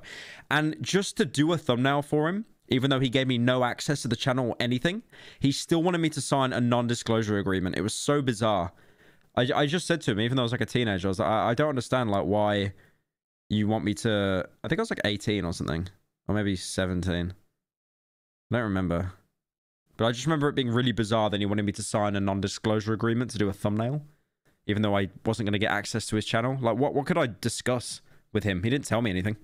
I can't. But he was no longer friends with Kwebbelkop. Everyone is asking the same thing. Why are you not uploading to Tiger, and what happened between you and Kwebbelkop? Well, guys, it essentially boils down to one thing. And that is that me and Kwebbelkop are actually no longer friends. No! This is like Iron Man and Captain America falling out. No! I feel disappointed. I feel betrayed. I hate this. I'm sure this Tiger guy, or Liger, I guess, could be a really nice guy. But I've never heard someone explain how betrayed they feel in a more artificial way. It's like he's definitely reading a script. But it's just like, we are not friends anymore. I feel backstabbed. You know, okay. He isn't doing this. But do you know how so many YouTubers... I'm going to go going on a bit of a rant here. There's this one YouTuber. I do like his videos. Actually, no. Oh, we're halfway through. Fuck it, I'll do it. So there's this guy called Max the Meat Guy. I do like his videos. I really do. They're great. Whenever I'm like taking a shit and I pull up my phone, I pull up shorts because TikTok won't load. So, but the way this guy speaks with his... Is it cadence or... Hang on. Chili crisp pulled pork cooked inside of clay. So one thing I've noticed with shorts YouTubers, they talk in this weird tempo where it's like da da da da da da da da da da da da da da da da. It's like, today I'm gonna get this pulled pork inside of clay. First we get the brisket and then put it in the oven. It's so weird how they talk like that. And there's a YouTuber that made a video talking about this, and it's a newsreader voice. The way, when you hear someone talk like this, you'll notice this a lot in shorts and like tier list videos or like tier videos where people, you know, where someone explains something you might have missed in a film. Like, did you know in Iron Man, Tony Stark is bisexual? Like, they do that because it's a newsreader voice. Apparently in America, especially in America, like in the UK and everywhere else as well, newsreaders are told to speak in a specific neutral way, because apparently, like, if you hear an accent that isn't like where you're from, you hate it. Like, for example, you know, I'm from the South. If I hear like a northern accent like Geordie, I want to fucking vomit. It's a disgusting accent. I hate it. And vice versa. They hate us. So what they do is in America, for example, if you hear someone from New York, like, I'm walking here, and then they hear someone from down south go, I sleep with my sister. They hate that. So what they do in American newsrooms, they get you to speak in a neutral cadence that like doesn't infer or interfere with any kind of like it's basically neutral. There is we will get back to Kwebbelkop. I'm having a bit of a fucking ADD moment here. Hang on. Why do news... Yeah, there you go. Why do news reporters talk like that? It's super interesting. It's only 3 minutes long. It's a truth universally. It's so... Because you'll notice they're all... So, okay, so listen... Okay, let me go on another video that he's made, just to give an example, so I don't feel like I'm just character assassinating the poor guy. Today we're combining this brisket and this pork belly with meat glue. You see how he talks in that... He's not the only one, by the way. I'm not singling him out. This is everyone in YouTube Shorts. It's so weird. We're going to try seasoning this steak with the crust from this steak.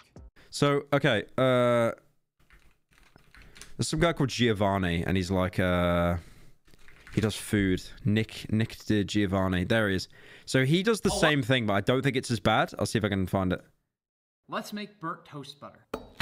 I like the flavor of burnt toast, but I don't like when my toast is burnt, if that makes any sense. We'll start by making... Okay, he's nowhere near as bad. That's actually pretty normal, to be fair. But anyway, this video is really interesting. It's a truth universally acknowledged. Reporters from all over the world talking in a weird, over-accentuated voice like this. According to the results of a recent study, that appeal is getting better. Fire crews work to get these flames under control. And according to them, it's improving. They always do that, and it pisses me off so much. It's like before they finish the last 2 or 3 words of a sentence, they'll do a very long pause. I fucking hate it, man. I really do. It was worth everything worthwhile. This is the correct moment. This is a hood classic. A wake-up call. But you could see how that Max the Meat guy sounds exactly like this. It's a newsreader voice. Okay, we get the idea. If you watch TV news, you'll know that anchors, reporters, meteorologists, correspondents, almost everybody who holds the microphone talks in this weird, sing-songy voice full of over-exaggerated inflections and an accent that sounds like it people comes still from telling you to nowhere. game end yourself with this voice, or are we past this? Well, you've opened the fucking floodgates now by asking. That sounds like it comes from nowhere. What is newscaster's voice, and why is it clogging up our airwaves? Turns out newscaster's voice is actually something taught in journalism and broadcasting schools called non-regional diction, or the general American accent. It's a way of pronouncing words that lacks any distinct regional or ethnic characteristics. In other words, as Linda Ellerby, a television broadcast journalist, once famously said, "In television, you're not supposed to sound like you were from anywhere." Yours truly worked a few years at a couple local news affiliates in Springfield, Missouri, and during my time as a photojournalist, I met a lot of reporters who off-camera sounded completely different than they did when the red light was on. But that's the name of the game. Being a reporter means moving around a lot, often hopping from station to station and region to region as jobs become available. Getting a long-term contract somewhere is pretty rare these days. I'm not gonna lie, I would actually prefer, like, I watch the news and I hear like a Scouse or like someone with a Texan accent compared to that, like, and then today there were 5 murdered on a bridge in Ohio. Today, PewDiePie killed 2 people on a bridge in PUBG, and then he said a racial slur. Back to you. Jobs become available. Getting a long-term contract somewhere is pretty rare these days, and folks who watch local news generally are less trusting of reporters if their accent doesn't match that of the town. So it'll be hard to get hired as a reporter in, say, Dothan, Alabama, if you sound like you're from Boston. The solution then is a general dialect, free of anything unique to a geographical area. Non-regional diction is meant to be clear and easily understandable no matter who is watching. After all, as a reporter, your #1 job is to convey information. So on camera, reporters speak slowly and clearly, using a tone and cadence that can be understood plainly by all Americans, regardless of what part of the country they hail from. When done right, it should be unnoticeable, something that even the most astute YouTube commenter can't detect. When done poorly, You placing just an wanted to over-the-top quickly say I hope you're doing alright.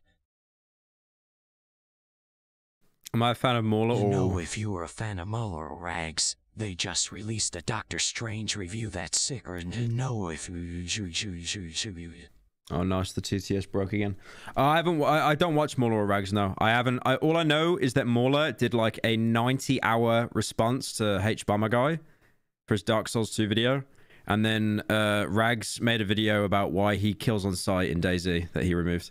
top inflection in the same place every time. Non-regional diction can actually become irritating and risk losing the audience. So the next time you sit down to watch the evening news and the reporter or correspondent sounds like a robot But yeah, no, basically, long story short, it's just called newsreader voice. But yeah,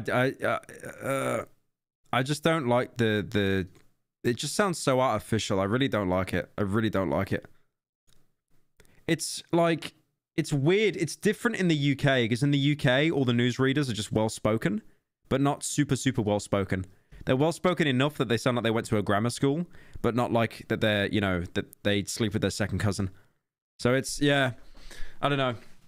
I see that on YouTube Shorts a lot, though, that everyone has that kind of, that newsreader voice. And when they do, like, explaining stuff, it's very artificial. Like, I know for a fact that when I read scripts on videos, I sound horrendous. Like, I cannot voice act at all. But I'd rather at least try than just be like, and then he died. In the wrong, because, I can't. But he was no longer friends with Kwebbelkop. Thank you, Joke. No, actually, no, don't thank you, Joke. Fuck off, Joke. Thank you, Ewa, for joining. Everyone is asking the same thing. Why are you not uploading to Tiger, and what happened between you and Kwebbelkop? Well, guys, it essentially boils down to one thing, and that is that me and Kwebbelkop are actually no longer friends. Why when he said that, I feel like I'm watching a no fuckers video. Well, guys, so basically what happened is we're no longer friends. I feel hurt. I feel disappointed. I feel... This is no fuckers like talking about Putin. We're no longer friends. I feel hurt. I feel disappointed. I feel betrayed. And most of all, I feel forgotten. What would become obvious later was that somehow Kwebbelkop had claimed ownership over Tiger's channel, as he would upload a video where he had cloned Tiger's voice and attached it to an AI, which... What? Wait. Kwebbelkop did that.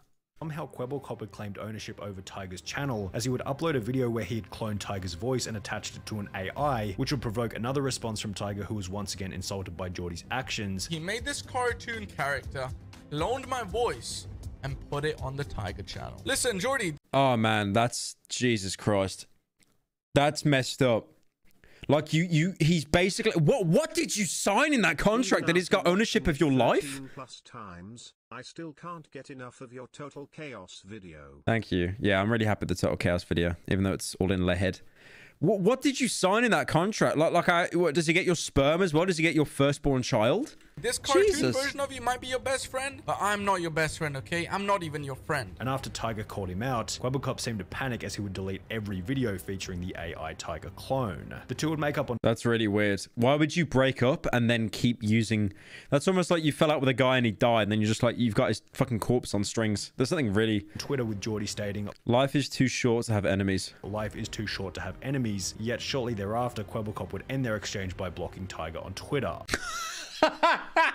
He goes, life is too short to have enemies, and then he blocks him anyway. Oh my god.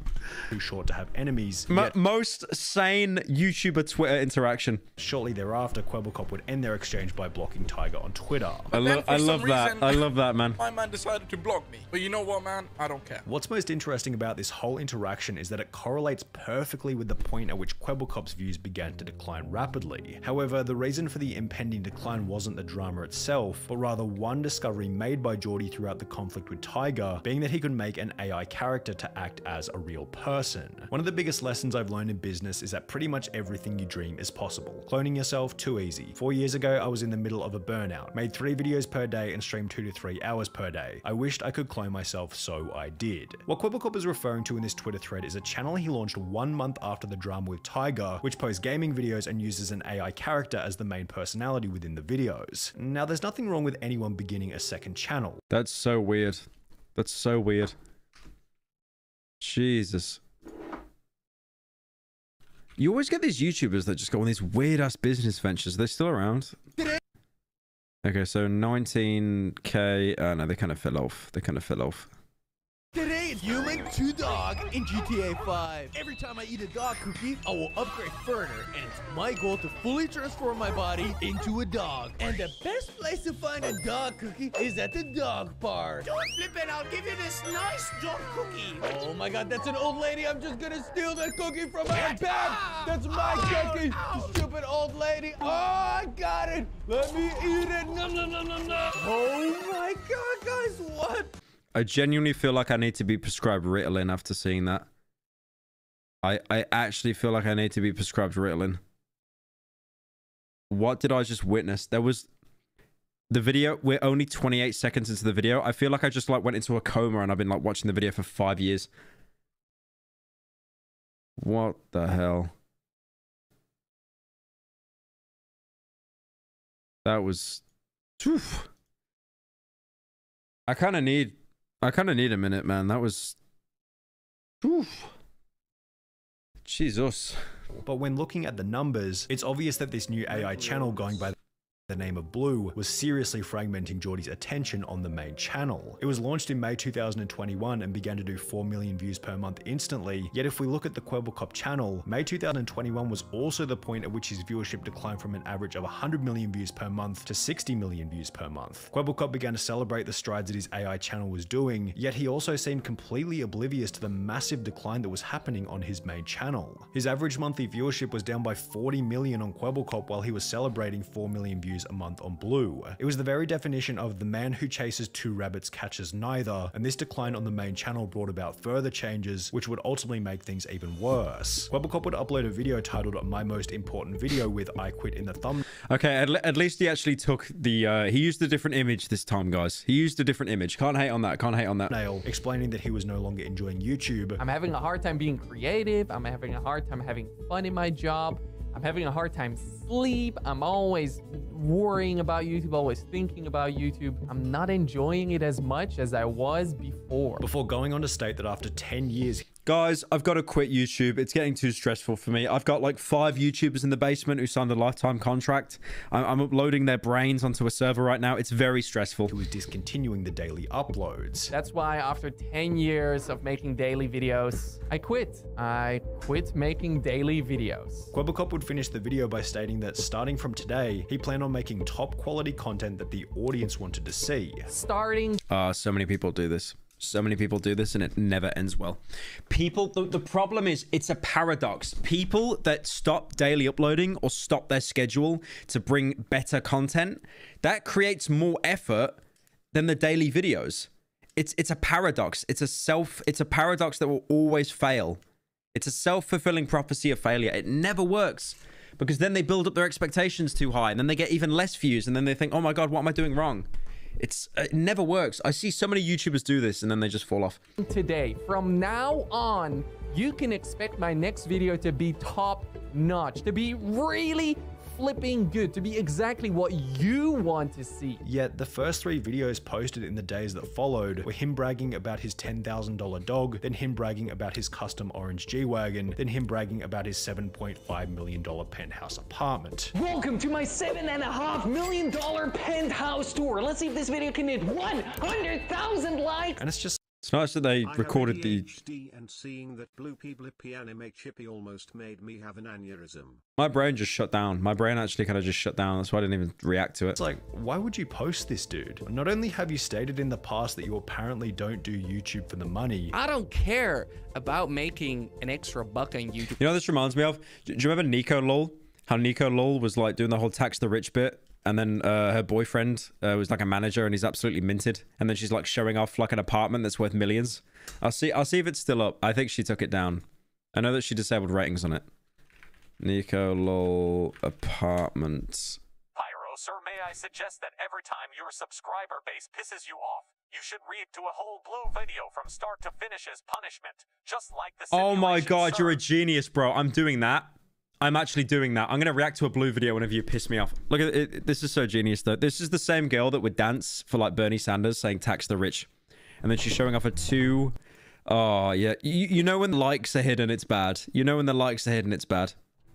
Hey, I didn't expect you there. Come on in. Hey, guys, welcome to my apartment. I told you guys about a month or 2 ago that I moved into a bigger apartment, and I was gonna give you guys a house tour. And I think our apartment's finally like mostly fully furnished, so...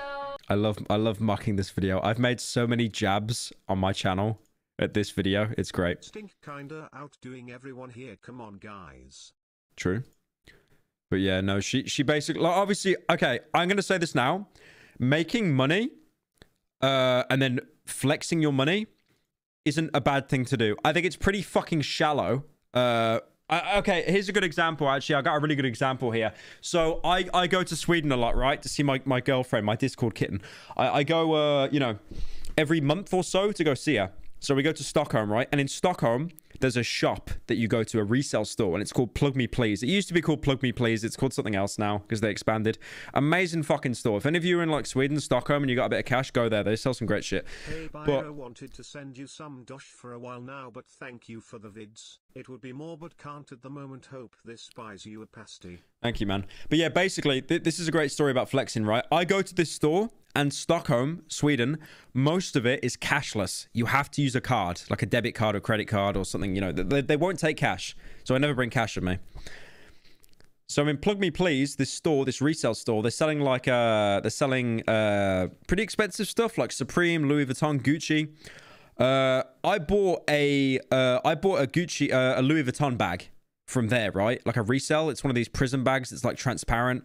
I can never take it anyway because I'll get robbed. It just looks cool. I don't know. I just bought it as like a collector's thing. And also you can resell it for like more money down the road. It's like an investment thing.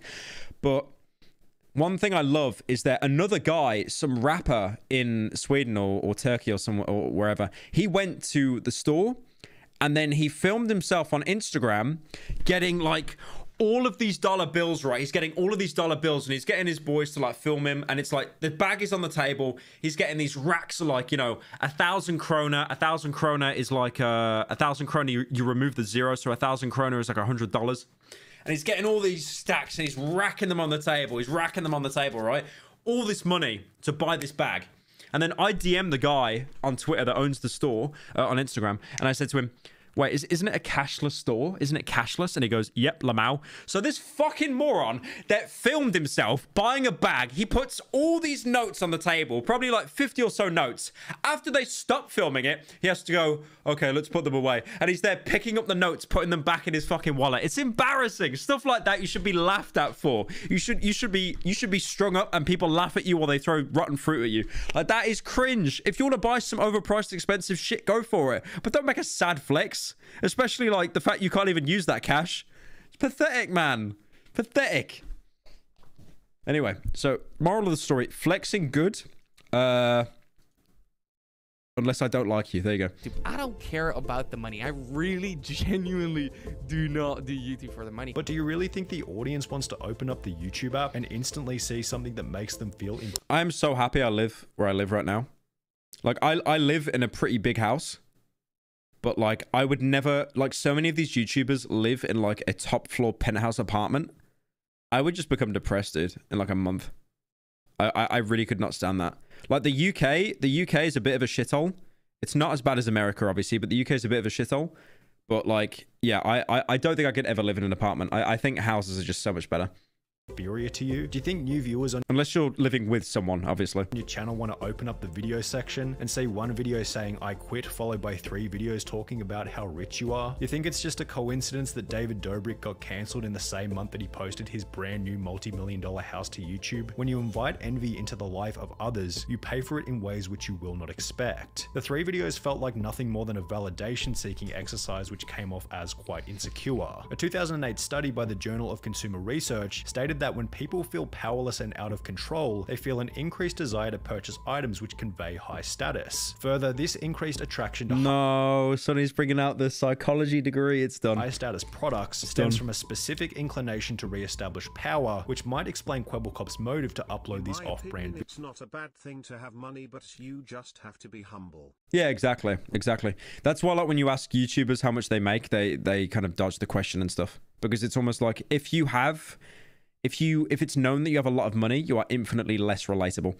Videos. Maybe deep down he felt as though he had lost his position of influence, which was certainly plausible because at the time of uploading the videos, his monthly viewership had declined. Honestly, if you've got money, buy whatever the fuck you want.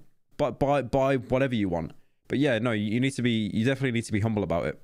By over 85. Like when I bought that bag, that Louis bag, that was like way too much money than what I should have paid for because it was a resale. Falling off so bad that your brand new form of best content is flexing on people. Yeah, the orange car, the Scooby-Doo truck. Like, you know, when I bought that Louis bag that I paid way too much for because it was resale. Like, I did not think at any point I'm gonna take a picture of myself holding this and put it on Instagram. Because it's just pointless. I don't know why you'd want to do that. 5% from its... Like, I looked at it like a fucking moron and I was like, that looks really cool. I bought it. And that's it. It just sits in my wardrobe now until it goes up in money. Peak. Additionally, his house tour might have been evidence that Kwebbelkop had fallen into the classic trap of becoming distracted from the channel by the items he was able to purchase as a result of the channel in the first place. This theory could be supported by the fact that after uploading his house tour to YouTube and announcing that he no longer planned on uploading daily, the videos slowed dramatically. He went from 1 video per day to only 2 videos in both March and April of 2022, doing further damage to the channel's view count. Now, we can't neglect the fact that Blue Channel has actually gained a bit of traction over the last couple of months, gaining between 10 and 25 million views per month. However, when combining the views of both Blue and Kwebbelkop together, even on the best months he doesn't crack 40 million views, which is still less than half of what he was able to achieve while simply focusing on one channel. In a recent video titled My $100 Million GTA 5 Business in Real Life, Jesus, he has a gaming studio. Good fucking God. Which sports a I never understand how these YouTubers like expand so much. It's insane. similar kind of vibe to the apartment tour. Kwebbelkop talks about how he's also launched an NFT. My biggest anxiety of like doing side businesses like this would be like it would just affect the content so much. Like that is insane. Like I respect it. I can't hate on it at all. But like it's just so like no wonder your fucking channel died. Like you spread yourself out too thin. Business and is working on a video game, potentially fracturing his focus from YouTube even further. As mentioned earlier, Kwebbelkop is extremely switched on in terms of how to build and run a successful YouTube channel. Byro uses the word "lo" and rents America trying to hide his British debuff and $1,000 PS5 shirt. I have $1,000 PS5. Okay, you know what? You prick. Okay, let's see how much it is. Balenciaga PS5 shirt. Let's see how much it is, right? Because you keep saying it's $1,000. How is that $1,000? Okay, that's probably how much I paid for it. That's not $1,000. It's not 1,000. That's how much I paid for it. That's how much I paid for it. It's a sick shirt. Okay, yeah, it's overpriced, but I think okay. To anyone that doesn't know, chat, anyone that doesn't listen to my podcast, to be honest, definitely listen to it. Link in the description. So I bought this shirt, right? This shirt because I thought it'd look cool, but I still don't own a PS5. I never bought a PS5, but I instead used the money to buy a Balenciaga shirt that said PlayStation on it. And like one of the people I do the podcast with, Dolan, he just won't let me. He won't let it go. He won't let it go. It's rent free in his head. Like, guys, am I gonna buy a shirt that keeps me warm, that's overpriced, or am I gonna buy something that has no games? What am I gonna do? Video, despite hating the game when it came out, might play it again. Like the Ken Lynch video? Yeah, no, definitely. I saw it pick up a little bit on Steam charts when the video went out, which is cute. Though, as a whole, there are two obvious problems that need to be solved. The first problem, which thankfully is relatively easy to fix. Chat, what games does the PS5 have? Link games the PS5 has. Like, at the minute, Sony Studios are just, like, they're clinging onto Insomniac's little nuts. And Naughty Dog. That's it. That's all they got. Come on, I'm waiting. I'm waiting. What we got? What we got? What we got? Fortnite? Okay, that's on PC. Bloodborne? Okay, they will never... Okay, you've got one fucking game. You have one game. The PS5 has one game, and that came out on PS3. That came out on PS3. One game. The PS5 has one game. You know what? Bloodborne will never come out on PC because Sony are so scared of the entire PlayStation fan base leaving and going to PC. The Last of Us? Yeah, you get that game released for the third time full price, by the way. Third time full price. Minecraft. That's on PC. God of War, that's on PC. Call of Duty, that's on PC. Little Big Planet. Okay, so that's Minecraft, but... Shut up. Spider-Man, that's on PC. You have nothing. You have one game. Okay, so guys, I'm gonna retract my statement. The PS5 doesn't have no games. It has one game. The PS5 has one game. I retract my statement. I'm very sorry about that. I didn't mean it. Better Call Saul. Howard Hamlin is my favorite character. Plan and Execution is the next episode I'm watching. Can't wait to see him in it. You piece of shit. Is one relating to ego. Geordie, I know how much we as males love to brag. It's written in our DNA to talk endlessly about how good we are, but you have to resist the urge to do so. Proclaiming your high status by posting videos of your G-Wagon and multi-million-dollar home ironically does the opposite of what... All I see in this is just like, look at my big, lonely apartment. By posting videos of your G-Wagon and I mean... That's me right now. Actually, no, that's me. I'm lonely right now. But you see this? This actually means I have friends. These little words coming up on the screen here. This is just a guy on his bike being alone. So who's winning, huh? Who's winning? Probably him because he's got like 200 mil.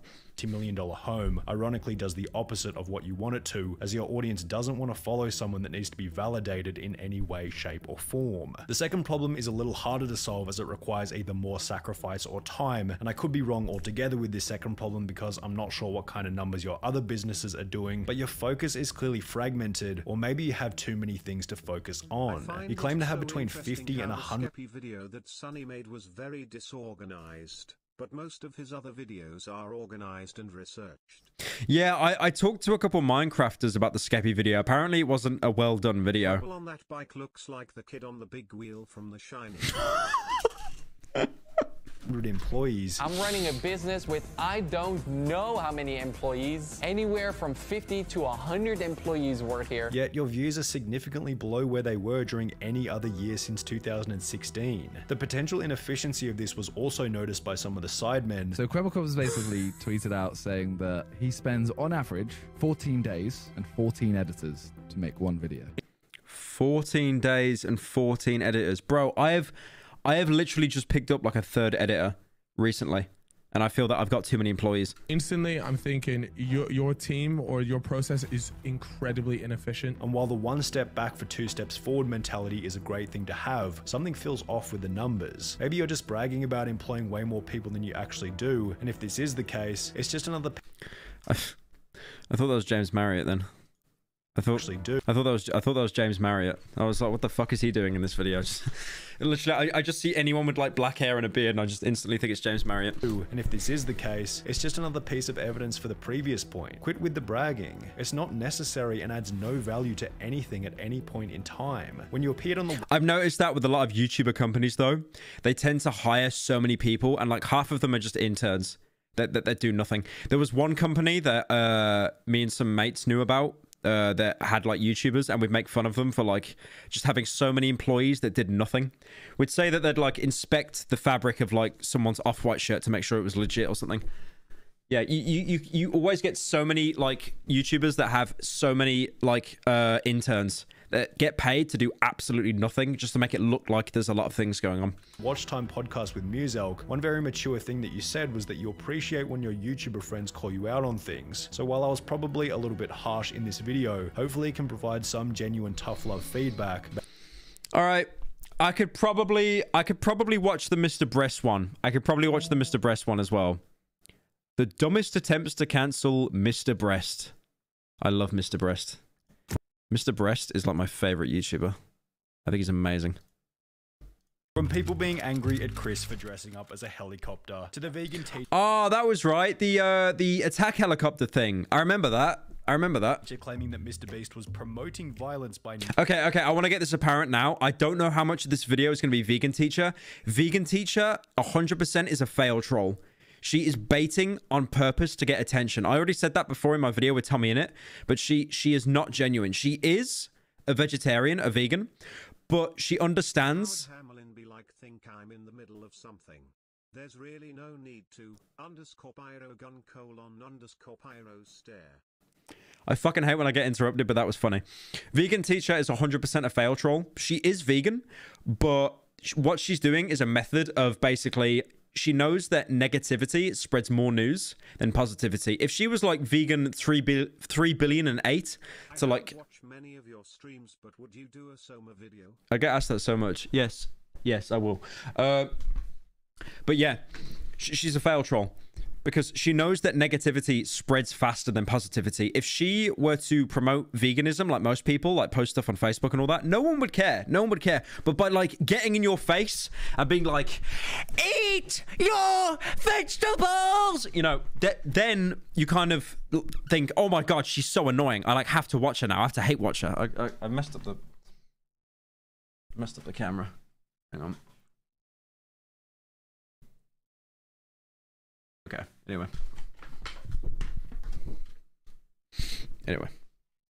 Not having pineapple on his largest slice of pizza. These are the fucking... All that for a bit. Was it worth it? No. Absolute dumbest attempts to cancel Mr. Beast. And it all begins with an image of a helicopter from back Maybe watch the Skeppy video. I just think it's very interesting how he didn't do any research on that, but the other ones he does. The thing is though, I don't know Skeppy lore. I don't know Skeppy lore, bro. Like I get the Channel 4 watermarked version on UK Amazon or the unwatermarked one. Hang on, I'm gonna go through these donos real quick before we start this. Ironically, I made £1,500 from Dogecoin. If I didn't diversify my portfolio, I would have made almost £9,000. Yeah, that's how it be, man. You should check out El Maxo's video on Bing Soy Team Fortress. It's super interesting and I think you'd like it. I've seen that spammed in chat. Bing. I listen to your videos on loop every day for the past week to survive work. Thank you for the content, King. Should I upload new content on a channel that I stopped uploading on? I'm afraid retention is hurting on the old channel even though it gets... Oh, are you on about this? The new channel doesn't secure me very many views. This video won't get out my recommended. Are you on about this video? Because I probably will watch this. Because this video will actually not... I've been watching you since 2015 and I've loved watching how your content has changed over the years. I'm now 20 and have money to show to you. Is that a Pinkie Pie voice? Was that a My Little Pony voice? I find Sunny's video on Skeppy to be interesting, because most of Sunny's video is highly researched, but with Skeppy's, it was out of order and not well researched. Yeah, I don't know Skeppy lore though, so I wouldn't really be able to criticize what he got wrong. Speech Walk. It's such a good song. Pyro, the Utopia. Do I get the Channel 4 watermarked cover versions of Utopia on UK Amazon? Yeah. Get the UK watermarked one, the Channel 4 watermarked one. The other one's an Amazon one. It's shit. Make sure you get the one with the Channel 4 watermark, because that's the unfiltered version, the unedited version. It's got the right aspect ratio as well. Hey Pyro, being a big fan since you've been bullying reaction video channels, also mind if you still have contact to the Pubcast cast. It's been a while since Ekindalore has shown any life signs. I don't have any contact with them, no, but I follow Akandale War on Twitter. I think that's pretty much it, though. How come you don't look at the Reddit anymore? Is it that bad? I haven't checked. I looked at the Reddit like 2 days ago, 3 days ago. Pyro, you're a dork. Thank you. Right, chat, I'm going to take a piss. I'm going to watch this Mr. Breast video, and then I'll watch the TF2 one.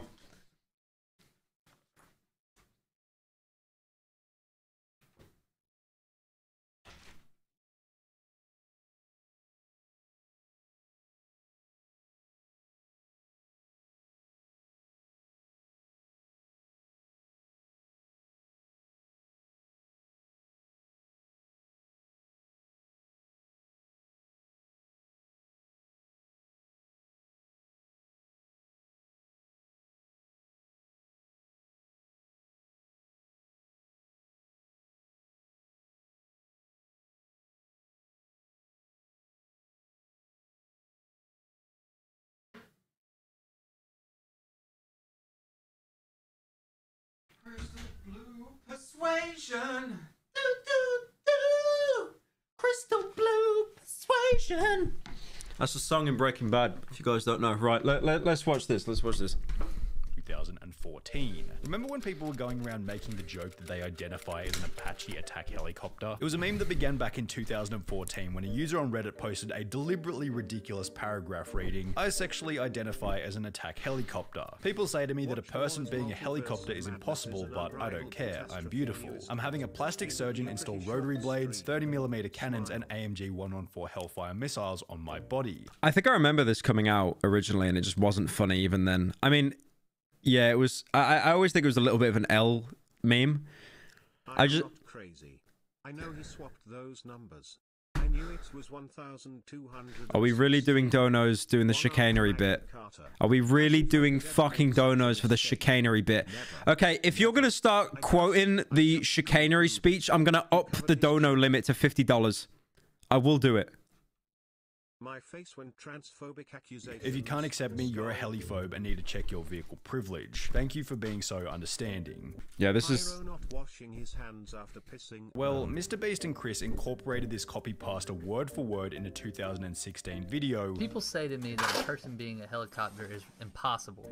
I'm having a plastic surgeon install rotary blades. Like, I get it. It's a bad joke. It's a not funny joke. I get it. But for 2016, like, the internet was a different landscape then. It was so, like, you know, it's the Wild West. You know what I keep finding funny? You'll see, like, someone say, "Oh my god, I can't believe Joji, like, showed a rat on a screen during his live show." And it's like, yeah, imagine what he did in 2016, buddy. Imagine when he's Filthy Frank. It's time to live my dream. She's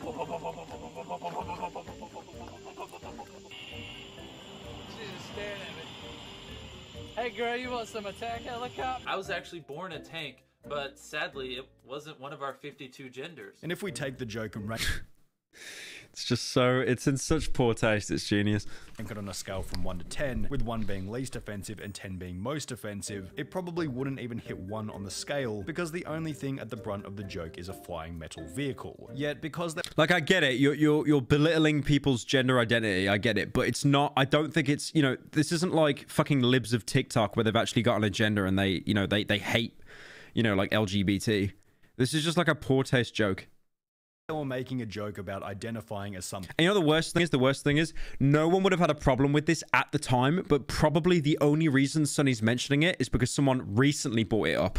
Other than their normal selves. Some of Twitter's finest would call the video Yep. out over 4 There you years go. after it was I originally called posted. it, Lamau. MrBeast exposed for what I some literally fans have called a it. transphobic video. In a now deleted 2016 video, MrBeast says, "I was born a tank, but sadly it wasn't one of our 52 genders." The claim that this was distasteful was clearly ridiculous. It's the fact that you front load it as well by saying it's transphobic. Who made this? MrBeast exposed what some fans. I like how whoever made this tweet, I like how they hide behind some fans. Like, I'm not saying it. Some fans are. I'm not gonna say who. Some fans are. It wasn't one of our 52 genders. The claim that this was distasteful was clearly ridiculous, and the comments supported such. Where's the transphobia in their People in chat are saying MrBeast. imaginations? I didn't know Some people in chat are saying MrBeast. I'm not saying MrBeast. about the discrimination attack helicopters face till now. Chill, the video was obviously a meme. Don't try to cancel. Oh, was it Deaf Noodles? Oh, I'm not even surprised. I'm not even surprised it was Deaf Noodles. Jesus Christ. I like how Sonny censored out the guy's name to protect him. And of course it's Deaf Noodles. You know what I love? The only games that were good on PS5 was the Spider-Man games, but that's been I love how it is Deaf Noodles. I'm not even surprised there. PS5 is He made a video during my drama, basically like ignoring all the counter evidence I provided, and then just said I'm guilty anyway. And his video got dislike bombed to shit, and then he never made a video on me again because his video got dislike bombed. Like what one thing I love, you know, the commentary community, there are so many sides that all fucking hate each other. Everyone in the commentary community kind of bands together to hate on Deaf Noodles because of his like terrible poor journalism. To one of the best people on the planet because they made a video about being an attack helicopter. Literally so many people would be cancelled for nothing. What was even funnier was that the people who were supposed to, Like, for example, Keemstar, right? Keemstar hates me, I hate Keemstar, but we can both shake hands and say that we hate Deaf Noodles. to be offended by the video weren't even offended by it. As a trans person, I found this Who is it you think you see? Do you know how much I make a year? I mean, even if I told you, you wouldn't believe it. Are we really You having know all the what would donos happen be if I Breaking Bad and Better Call Saul quotes? so funny at the time, and I still do. It's honestly so sad people get mad over stuff like this. It's obviously a joke. Based Fairy. LMAO, my transgender sibling was laughing so hard at this. After reading the comments, I was glad to discover that I'm not the only trans person who thought his joke was funny. Yet these comments didn't stop the original person who was trying to cancel MrBeast, who would continue with this excellent piece of investigative I like how Sonny doesn't even name who the guy is as well. Journalism. Like, he just knows to not even dip his foot in that. by DMing MrBeast and Chris before stating, "Hi MrBeast, I hope you're doing well. I was recently sent a video where you and your friend Chris Tyson make some seemingly transphobic remarks. Chris says he identifies as a helicopter. You make some remarks about gender. It's a video from 2016. Can you comment? Okay, so what I'm going to say right now, 2 words, Twitter journalism. And if you hear the word Twitter journalism, no, not gaming journalism. No, this is Twitter journalism. This is even worse. This is even worse. The whole thing was best summarized by the commentary channel Memify. Genuine question. How are you this sensitive to humor? Even just a joke about attack helicopters offends them this badly. And while this cancellation attempt It's more like he's hiding behind how it's some fans. It's like, you give no proof. There was no screenshots or anything of people being offended. was extremely petty, it was nothing compared to another which would happen at a later date, this new one being so dumb that even PewDiePie jumped in to defend MrBeast. It began in November 2021 after the incredibly popular Squid Game. Oh, I know what this is going to be. This is going to be about the, because I remember Jimmy, Mr. Breast, he got basically told that he needed to donate the money from Squid Games to charity. Video was posted, and MrBeast revealed that the entire production had cost upwards of $3.5 million, which included a prize of $456,000 for the winner of the video. Now, this meant that the format wasn't much different to any of his other challenge-style videos. He puts up a bunch of money in the beginning, various people compete for it, and whoever wins is rewarded with a pretty hefty payday. However, for some reason, in the case of Squid Game, the success of the video seemed to trigger the response Winston? that the money should have instead been donated to charity. I'm sure that money couldn't possibly have benefited anyone else. Imagine using this money to actually help those who need that, not for You know the people. Okay, with that profile picture, you know these kind of people are like 30. They're like 35. Possibly have benefited anyone else. Imagine using this money to actually help those. And the thing is, what, you know, these kinds of people never watch YouTube apart from, like, you know, book reading videos or something. Who need that, not for fun. You could have just donated the These are people that never would have even watched Mr. Breast. The 1.5 million. Now, this argument makes a lot of sense as an extremely basic surface level idea. However, when you factor in a little thing known as reality, it crumbles pretty damn quickly. Firstly, it's infuriating because it can be applied to any amount of money. Oh, you got ice cream on the weekend and got 2 scoops? Why didn't you get 1 scoop and donate the rest to charity? I don't think he needs to make that analogy. It's more just the fact that, like, you know, unfortunately, Mr. Breast is running a business. He can't just give all of his money away to charity. By making the Squid Game video, he makes an investment. He makes his channel bigger. So you could even counter-argue and say he's making more money in the future that he can actually give away to charity. And as well, he has the philanthropy channel. He's got Mr. Breast Philanthropy, where he gives like money to people that are underprivileged and shit in America. So it's not like he doesn't give anything back at all. He just simply gives half of his money to Mr. Beast Philanthropy, usually through merch sales, and then the other half he loses at poker. Oh, you bought a new car? Why didn't you buy a second-hand car and donate the rest to charity? The fact that it's valid in all situations with any amount of money makes it a never-ending loop of why didn't you just spend less and donate the rest to charity? And to say that it's different in Mr. Beast's case just because it's a larger sum of money shows immaturity and that the people making these claims haven't thought through the problem in its entirety. The claim also displays an embarrassing level of ignorance about Mr. Beast's long-term vision. He loses money on every video. Yeah, no, that's true. He's still well off though. Like if you knew like how much he spends on poker when he goes out, Jesus Christ, he's stacked. But yeah, I mean he's got loads of like his place in Ohio. Is it in Ohio where he's based at? I think. I'm not sure.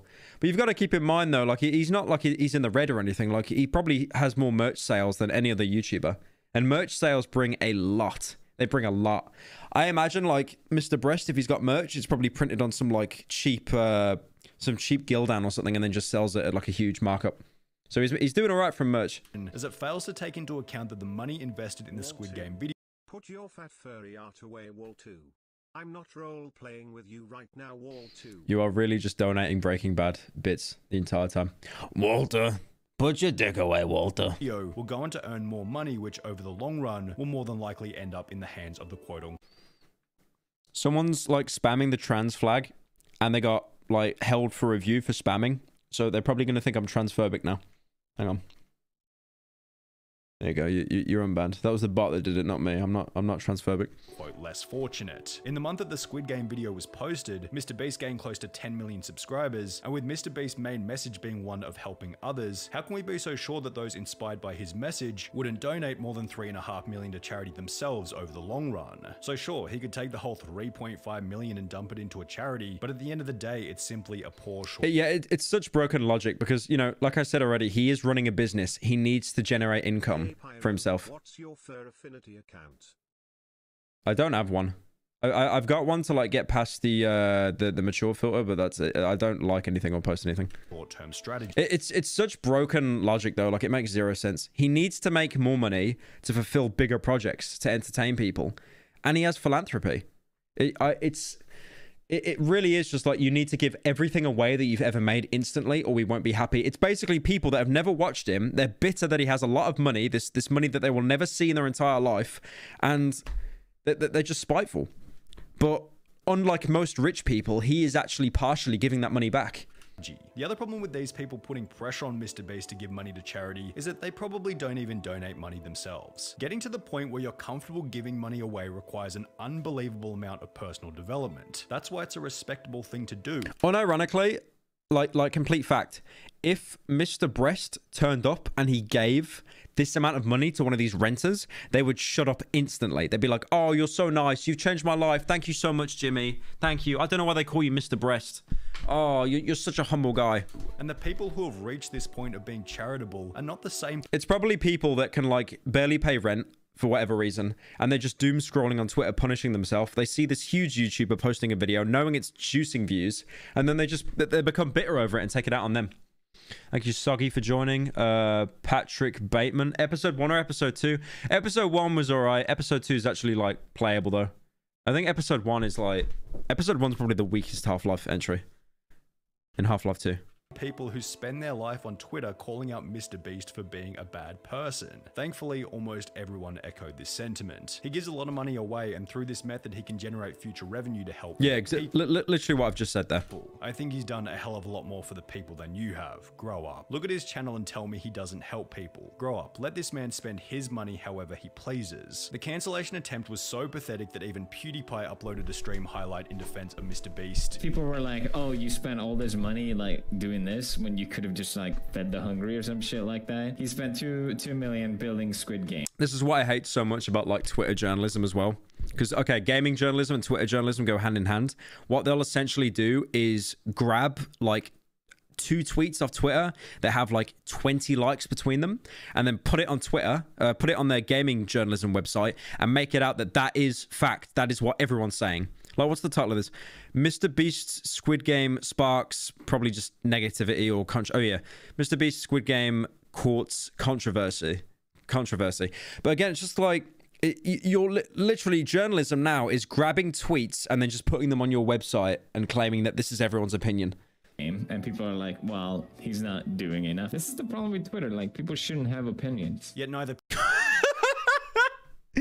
I like, he summarized it in such a blunt way. People shouldn't have opinions. You have an opinion? You have an opinion? PewDiePie or Mr. Beast was saved from the next person. I am convinced though, like, to have an opinion on Twitter, you need to have all your mental faculties in order, or you should not be able to have an opinion.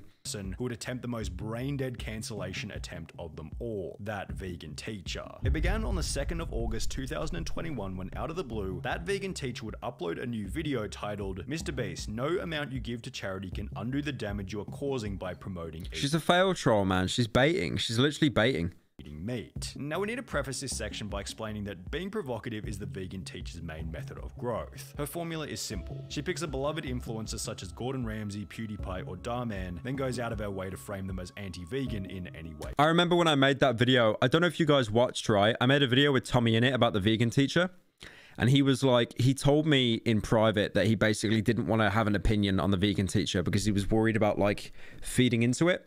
So if you watch that video that I made with Tommy in it, you can tell that he just doesn't say anything. He doesn't add anything. He wasn't uncomfortable or anything. He was like, I talked to him like before we filmed and after we filmed, and he was great. He was honestly a great kid to talk to.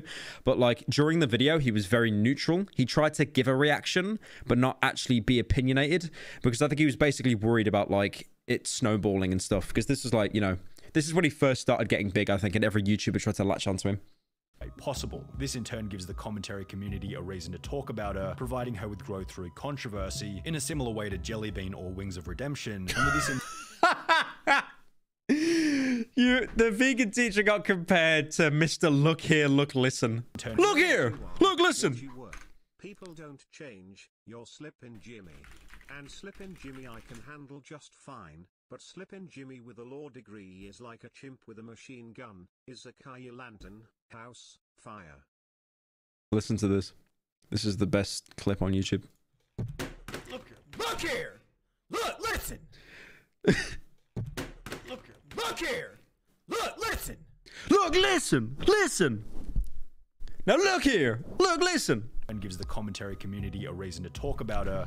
I love Chicken Wings of Redemption, man. He's great. Providing her with growth through controversy, in a similar way to Jellybean or Wings of Redemption. And with this in mind, it's hardly surprising that the vegan teacher would eventually come for Mr. Beast. She'd begin by reviewing his I ate a $70,000 golden pizza video by stating that there are millions of children starving around the globe, and that instead of buying an expensive pizza, the $70,000 would have been better spent solving world hunger. But before we watch him eat a $70,000 $1 pizza. Let's look into the eyes of this child. There are millions of children around the world who are starving to death. $70,000 could buy a lot of food. Only this. Okay, so vegan teacher be like, Mr. Breast, you haven't actually helped the children in Africa. So what I'm going to do right now, I'm going to put this stock image of a starving child.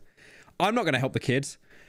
It's not me. It's you. You're the problem. You need to help the kid. This started the vegan teacher's argument on poor footing, as it failed to include the fact that 5 months prior, Mr. Beast had begun Beast Philanthropy, with the first 4 out of 5 videos on the channel doing exactly what the vegan teacher was complaining about, feeding people without access to food. Do more research. He has donated millions to the hungry and the homeless. He's also one of the biggest philanthropists on here. Vegan teacher, those 70,000 could have gone towards feeding starving children. Also her, he bought everything in a store and donated it to charity or whatever, but that doesn't matter. He literally has a food bank to give food to families that can't afford it. Meanwhile, the vegan... It's based that all like the God Defenders are coming out.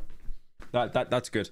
Because he's like, do you know, like he's dipping into his own pockets. I mean, he makes an insane amount of money through merch sales. I think he did say it's merch sales that funds the philanthropy channel. Why is this a sad stream? Because we're talking about vegan teacher again. Sorry. Teacher was doing absolutely nothing to help solve world hunger herself. When you search up that vegan teacher charity, unsurprisingly nothing comes up, with her only attempt at feeding the hungry being her complaining about others not feeding the hungry. Upon visiting her Patreon, it states, each donation, big or small, helps to sustain me so I can devote more time and resources to helping save the animals by educating others about not eating, wearing, or using them, which roughly... So you give her 27 Australian dollars a month, and that will fuel her to go onto people's Twitters and bait pathetically to be a fail troll to get them to be a vegan, which usually ends up backfiring and they just become a complete meat eater anyway. Translates to Lord Miles. He has a YouTube channel and a recent video of him going to the range with some Taliban in Afghanistan. They were very concerned with his lack of trigger control. Is he American? Wouldn't surprise me. Something like, the money will go directly into my bank account and I'll continue to make videos framing decent people as evil anti-vegans, which is what she would do to Mr. Beast as her first video continued to roll. The vegan teacher's next criticism was that Mr. Beast didn't specify whether or not each item of food was vegan. $5,000 tacos. Are they vegan tacos made with beans and vegan cheese? This is $1 pizza. Is that vegan cheese? This is a $2 hot dog. Is that a vegan hot dog? Yet when you think about it for a couple of minutes, this would... No, I don't think the hot dog that's been sat in a fucking freezer for 2 weeks is going to be vegan. Would actually be an incredibly dumb thing for Mr. Beast to do, as it would set an impossibly high standard for future videos. For example, if Mr. Beast attempted to appeal to the vegans once by stating that he was eating vegan food, he'd run the risk of backlash in future videos as the audience could now use leverage against him. One thing though I'm convinced of, I eat meat, I am a meat eater. One thing I'm convinced of is if you asked everyone in the world to like kill an animal to prepare it for like cooking, like you watch it being killed, I'm convinced that half of like everyone would end up being like veggie or vegan. And I don't mean killing an animal yourself, like, you know, getting the knife and preparing it. I'm talking about like seeing them stuck in cages all day for like, you know, their entire life. The cage is full of like shit and piss and all that, and then the fact that they're basically thrown into these huge meat grinders. I think that would turn a lot of people off. One way that we all eat meat collectively, I think, is because of like that.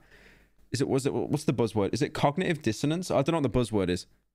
There's some buzzword that explains it. But like, it's basically because you're not seeing it happen, you kind of put it out of your mind. You know how you'll see those ads about like starving kids and shit on the TV and you'll think, holy shit, that's terrible. And then 2 minutes later, you'll be like, anyways, because it's out of your head. It's out of your direct sight. Like you don't remember it anymore. But, yeah, I'm convinced that most people would be veggie, but the meat industry does rely on that dissonance a lot, that you're not seeing it happen. Like I eat meat. I happily eat meat. I think the only meat I don't eat is lamb because I've got sheep, but I'll eat steak. I'll eat chicken. I might go pescatarian in the future, maybe, but honestly, like I kind of enjoy steak too much. Him by stating, oh, you were eating vegan food before, why didn't you continue doing so, ironically making the consumption of meat less controversial. Additionally, while vegans have a reputation for being quite vocal, according to the data, only 2% of the US population is vegetarian, and out of that, only 0.5% of the population is vegan. That's surprising. I thought it'd be 2% were vegan. I thought it'd be more than that. That's nothing. And therefore making content to appeal to vegans would be a poor strategy, when MrBeast has stated on numerous occasions that his goal is to simply reach the widest audience possible. The vegan teacher would then go on to state that MrBeast's video of him eating different foods worth different amounts of money was promoting violence and destroying the environment. MrBeast, unfortunately, I have given you so many X's here for promoting the violence. How many, like, people do you think the vegan teacher has made sure that they will never be a vegan in their life from how obnoxious she's delivered her message? Not in the least concerned about using a starving child to force her agenda onto others. Literally George Orwell's 1984. Yep. For not talking about the environment. Before going on to state that he needed... Goober, I will still 100% eat the chickens legally objected to animal abuse. So goofy. So silly. To become a vegan animal rights activist in order to undo the non-existent damage. You need to go back and undo the damage that you've done. The first thing that you can do, MrBeast, number 1, is become vegan. Number 2, become an animal rights activist for the rest of your life. Tell people that the videos that you've done in the past, including this one. You, like when she says stuff like this, it has to be bait. She's basically asking him to uproot his entire life. Stop uploading videos and just become a vegan protester. I want you to stop doing these stupid little Squid Game Willy Wonka videos. I want you to go and upload every single video you protesting outside McDonald's. Watch how fast his channel will be killed. Watch how fast MrBeast's channel would be killed if he did that. That you're ashamed of and that you wish you had never done them. Which was concluded by the vegan... Do you know how many sponsors would pull out of YouTube if one of their biggest creators was shilling veganism? They would cripple the site. And then they'd literally, they'd pull Jimmy into an office meeting. They'd pull him into a room and they'd be like, Jimmy, you're shilling veganism. That's not good. Most of our advertisers are like McDonald's and like fast food and shit. And that's meat. That's bad. So if you don't change your ways, we're going to take you out that good boy program where one view gets you $1,000. Teacher demanding MrBeast apologize in her comment section. MrBeast knows about... MrBeast, could you please do career suicide for me? Thank you. About my channel here. Make sure that he subscribes and that he I'm amazed that she spelt that right. Kudos to that. Joins me in the comment section to tell me that he's going to change. Unsurprisingly, the vegan teacher never got the apology. However, one thing she did receive on the video. Why did YouTube disable dislikes, man? We had one good thing. We could laugh at shit videos. All that removing dislikes did is protect shitty videos, man. Impressive dislike ratio of 96.4% alongside comments such as, he literally spent... I would love to know, like, what YouTube channel had pull enough to pull YouTube aside and say, I'm getting hate, we need to remove dislikes. Most of his money saving the world and helping others. The amount of money he donated to people in need and to plant trees is more than you can make in 100 years. Beast is a legend. Damn, got him with the American dad profile picture there. He doesn't deserve this. However, with the vegan teacher's video receiving more views than any of her other uploads, only 6 days later she'd post another video attempting to cancel MrBeast, this time titled "@MrBeast Stop Paying for Animal Abuse," in which she'd go on to call MrBeast out for not specifying whether or not the base of the ice cream they were eating was vegan. But what is the base made out of? Is the base made out of something vegan? I don't know what you're eating. It's some sort of cake, but you... It sounds like she's saying based. That's the only thing I care about. I genuinely do not care what she's saying. You didn't, so I'm gonna put another X because you're not saying specifically that it's vegan. 2 weeks after this statement, the vegan teacher would upload a third video in which she'd state that MrBeast was again promoting violence, this time by not having fruit and vegetables on his pizza in the "I ate the world's largest slice of pizza" video. Where is the pineapple? X. What on earth? What is this? I mean, that's bait. Like that. Like, where's the pineapple? Like, what does that make any different? You get vegan cheese. It's called cheese, I think. Largest slice of like that. When she does stuff like that, the mask is slipping a little bit. That she's just like obvious fail troll. Pizza video. Where is the pineapple? X. What on earth? What is this pizza? Where is the pineapple? So random. Lamau XD. There's not one single vegetable on there. Where are the mushrooms? Where's the spinach? What does that correlate? I mean, I get the pepperami, but like, what? How does that correlate? You can have vegan pizza. You get vegan cheese. Where's the broccoli? What else have you got on there? Like, are you on about veganism or healthy? Have no green What's even the argument anymore? You just move the goalpost. Peppers? No hot peppers? That's not food. What is that? Is there even sauce on there? Is there even tomatoes? Okay, so she's gone from like food activist, like animal activist, to just a fucking food critic now, guys. Sauce? X. This was best summarized by a comment reading, someone needs to explain Apart from the pepperami, that could have been a vegan pizza and she wouldn't have even known.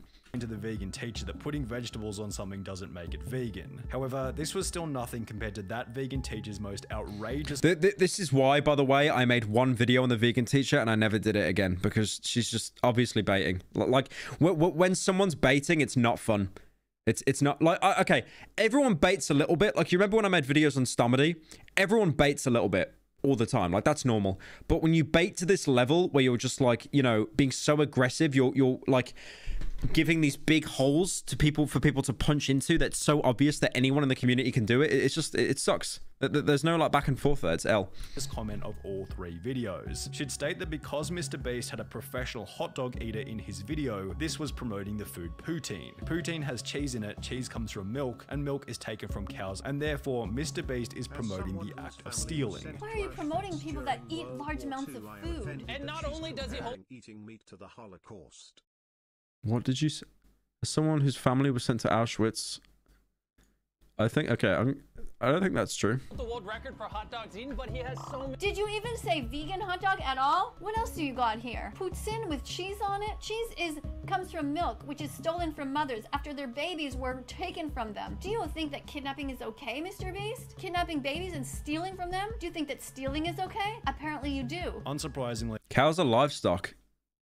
Cows are a livestock animal. If people stopped having milk, then, like, you know, millions of cows would die because there's no need for them. Again, I don't understand that argument. All 3 of the vegan teachers' attempts to cancel MrBeast failed miserably, as... Like, okay, I'll be honest, because I live in the middle of nowhere. I live near a couple cow farms, like, where there's milking and stuff. And I see it, and I do think, like, you know, it's so bizarre how the cows can either have a good time or a bad time, depending on who actually owns them. So we've got some farmers... a couple miles from us that own a milk farm, and they treat their cows like complete shit. They like whip them and stuff, like when they're walking up the road with like a stick. It's fucking vile. It's actually brutal. Like, I don't like it. But then you've got another milk farm closer to us, and they actually treat the cows there better, and it's more humane. And you can actually tell the cows look healthier there. The cows look healthier.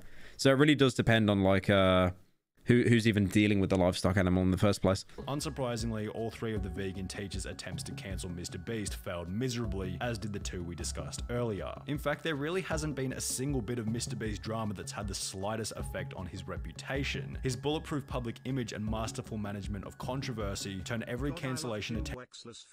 _pyro_love_pyro_love_pyro_love. I want her toes so bad. Ugh. If she's baiting by targeting famous YouTubers, this attention is exactly what she wants. Never understood people that like... Well, she's a failed troll, but she also wants to convert people to being vegan. But the problem is, like, it's a common known theory that people double down on their beliefs even if they know that they're wrong. People will double down. So it's not... You need to persuade people, not, like, force it down their throat. Turn every cancellation attempt into water off a duck's back. MrBeast drama that's had the slightest effect on his reputation. His bulletproof public image and masterful management of controversy turn every cancellation attempt into... I like how Sonny says Mr. Breast is a masterful... Sonny say, masterful, I'm British, masterful. A masterful way of dealing with controversy, when it's just like, what does he do? He just ignores it. I remember when Mr. Breast's editor came for him, saying something about his mum being like too intense or something, and Mr. Breast can just ignore it. He has built such a dedicated fan base that he does not need to acknowledge drama because he's punching down and it's below him. His fan base just like rips these people apart. Let me do some donos, and then what's the Bing soy, was it? Because I'm kind of interested in this actually, because it is in my recommended, but let's do some donos first. Fucking hell, we got a lot. The only strong games the PS5 had was Spider-Man, but it has been ported to PC already. Yep. The only reason I could see buying a PS5 is for Ragnarok. Pyro, what happened to Derv and Matty Beer apps? Have some money, Pyro, I love your videos. Thank you. What happened to Matty Braps? Brap. Pyro. Do you want to know what the most unfunny thing on the planet is? Is it me? Yes, I mean. Is it me? Honestly. Is it me? Our humor is the equivalent of your average Redditor who laughs at Luchonker meme. But he said honestly. I hate the GLaDOS donos, man. That feel when you can finally catch a Pyro live stream and it's another fucking Sun Eve 2 reaction video. Please God make it stop. I would Cry about take it. LG over this content. Cry about it. I gotta keep the lights on, man. The floodlights. As a trans person, I of course don't think the whole attack helicopter bit is funny. People say it's a joke. You were too sensitive, but it's a joke that mocks us. It's not funny and in very poor taste, especially with what we were going through. Yeah, I mean, why does the dono do that? Just has a stroke afterwards. Yeah, I never said it was. I never said it was a good joke. It's in poor taste, but it's not as malicious as the way that they used it wasn't as malicious. Those turrets. The way that Jimmy used it I know anyway. she turned off my neurotoxin. I just couldn't prove it. She covered her tracks. Got that idiot Whatley to lie for her. You think this is bad? This chicanery? She killed me twice. This chicanery? I have made a great lapse in my judgment. This chicanery? I hope I did the TTS thing right. If not, I'm quite the fool. A Pyro, I've been watching since Car Sex, or best video of 3. Thank you. Car Sex was my best video. I'm happy with it. Unironically, today's milk cows would literally die of their udders getting infected. They've been bred for their milk, so not milking them would literally make them sick. Yeah, which in a sense is even more sick and twisted, right? I didn't even know that. Their udders would get infected because of the way they've been bred. Yeah, it's insane. That doesn't surprise me at all. Thank you, Ace Wonder, for joining. We had some joiners. Ace Wonder, Soggy as well. Guys, I'm just going to do a soulless shill here. We've got a maid stream. I'm going to dress up in a maid costume. Some of you might like that. If you guys join, then I'll be able to... Oh, wait, we just had a gift. Thank you, Cyrek, again, for the gifted. I think you gifted last stream, man, but thank you. I appreciate it. Right, anyway, chat. Anyway. Right. Let's watch this. So, you guys have been suggesting this to me non-stop, and I do have it in my recommended on YouTube. The story of TF2's strangest player. This has been a 6-month investigation. I have collected... What is it about? Dedicated to one of the most interesting players I've ever come across. Thank you to everyone in my Discord. Okay. You've got Uncle Dane commenting on it. He's the guy that iDubbbz frequently works with. Another Pyro stream without Bored Ape and Club. So sad. He fell off. Oh, yeah. Sex 2 when? Right, let me This has been a 6-month investigation. I have collected hundreds of gigabytes worth of 445 gigabytes. I will never question like the dedication and also Lord Miles was a Brit who decided to take a trip to Afghanistan while it was falling. During the ordeal he was memeing about it on the internet. There are some videos of the ordeal. I will never understand the dedication people have to the TF2 community and also slight mental illness. footage. I've spent countless hours scouring the internet, but I think we did it. I think we found the strangest TF2 player of all time. Let me show you. Please be a Pyro main. Please be a Pyro. I'm actually I pray he's a Pyro main. On the 6th of January, I uploaded a video called The NPCs of TF2, which is a short compilation of all the wacky people I'd come across. What's that music he's using? What's that music? Hang on. What's that music? Of all the wacky people I'd come across whilst playing TF2. Around 8 seconds. Oh, Isaac. It's Binding of Isaac. Yeah, that's right. Into this video, there's a clip of me. It's the item shop music. Waiting for a health pack to respawn when all of a sudden I notice a demo man below me who is perched on the side of Hightower's cliff, shooting stickies up at a gap in the floorboards. Now this isn't how most people play TF2, and I did think it was quite bizarre at the time, but it didn't go any deeper than that. I clipped it, I put it in my video, and that was that. A few people commented about how the strategy this demo was using was actually 200 IQ, but besides that, I didn't really think too much of it. Fast forward 18 days to the 24th of January, where I was playing a game on Moss Rock when one of my friends noticed that a Huntsman sniper on our team was taunting after every shot they fired. So, like any sane person would, we began to follow them and investigate what tomfoolery they were up to. They picked up a clean kill with the Bushwhacker on a flanking demo, and then, well, There's something about TF2 emotes that just kill me, man. They picked up a I talked about this in a demo, and then I talked about this in earlier videos, right? In earlier streams. But TF2 was out on the Xbox and on the Orange Box. It was complete ass. They never updated it. But because it was based on the original build of Team Fortress 2, it was so bugged that if you did an emote, like a taunt, and then you jumped, you'd be able to basically float around, still having full control, still being able to shoot, still being able to do everything, but you're like taunting, right? So you would have, in so many instances, a soldier doing like the L thing, you know, when they get the rocket launcher and they do like, you know, the Fortnite L thing, but like rockets would be propelling out of their chest towards you while they're just doing this taunt. It was genius. It was so broken though. Then something quite spectacular happened. That's right, this random sniper decided to pull off a 360 huntsman shot whilst falling to their imminent death, and it Oh my god. Wait, what the fuck? Decided to pull off a 360 huntsman shot whilst falling. Oh my god, yeah, he got it. And it actually thank you for making videos, Prio. You're hands down my favorite commentary YouTuber. Chimp with machine gun danger, one who knocks better call Saul public masturbator, not a real lawyer buzzword. I really hope people like you never actually like talk to anyone in real life about Breaking Bad or Better Call Saul, because you'll ruin it instantly. But thank you. This absolutely blew me away, and you may actually recognize this clip because it featured in a video I released later in January called the Auto Bounce Atrocity. Now, it was really funny, but again, I honestly didn't think too. I played this map recently on TF2, and one thing I'm going to say is if I see someone with an anime profile picture on TF2, I usually just DC, because they are cracked.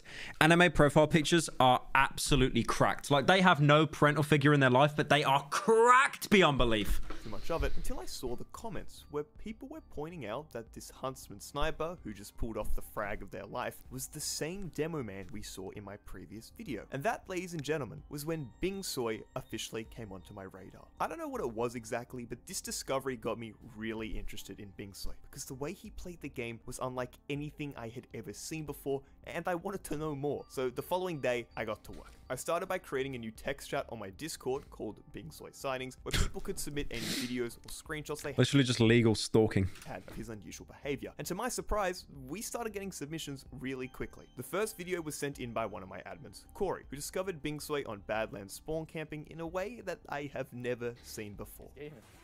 It's just air block. It's just Oh, he's cracked. Yeah, he's cracked. What?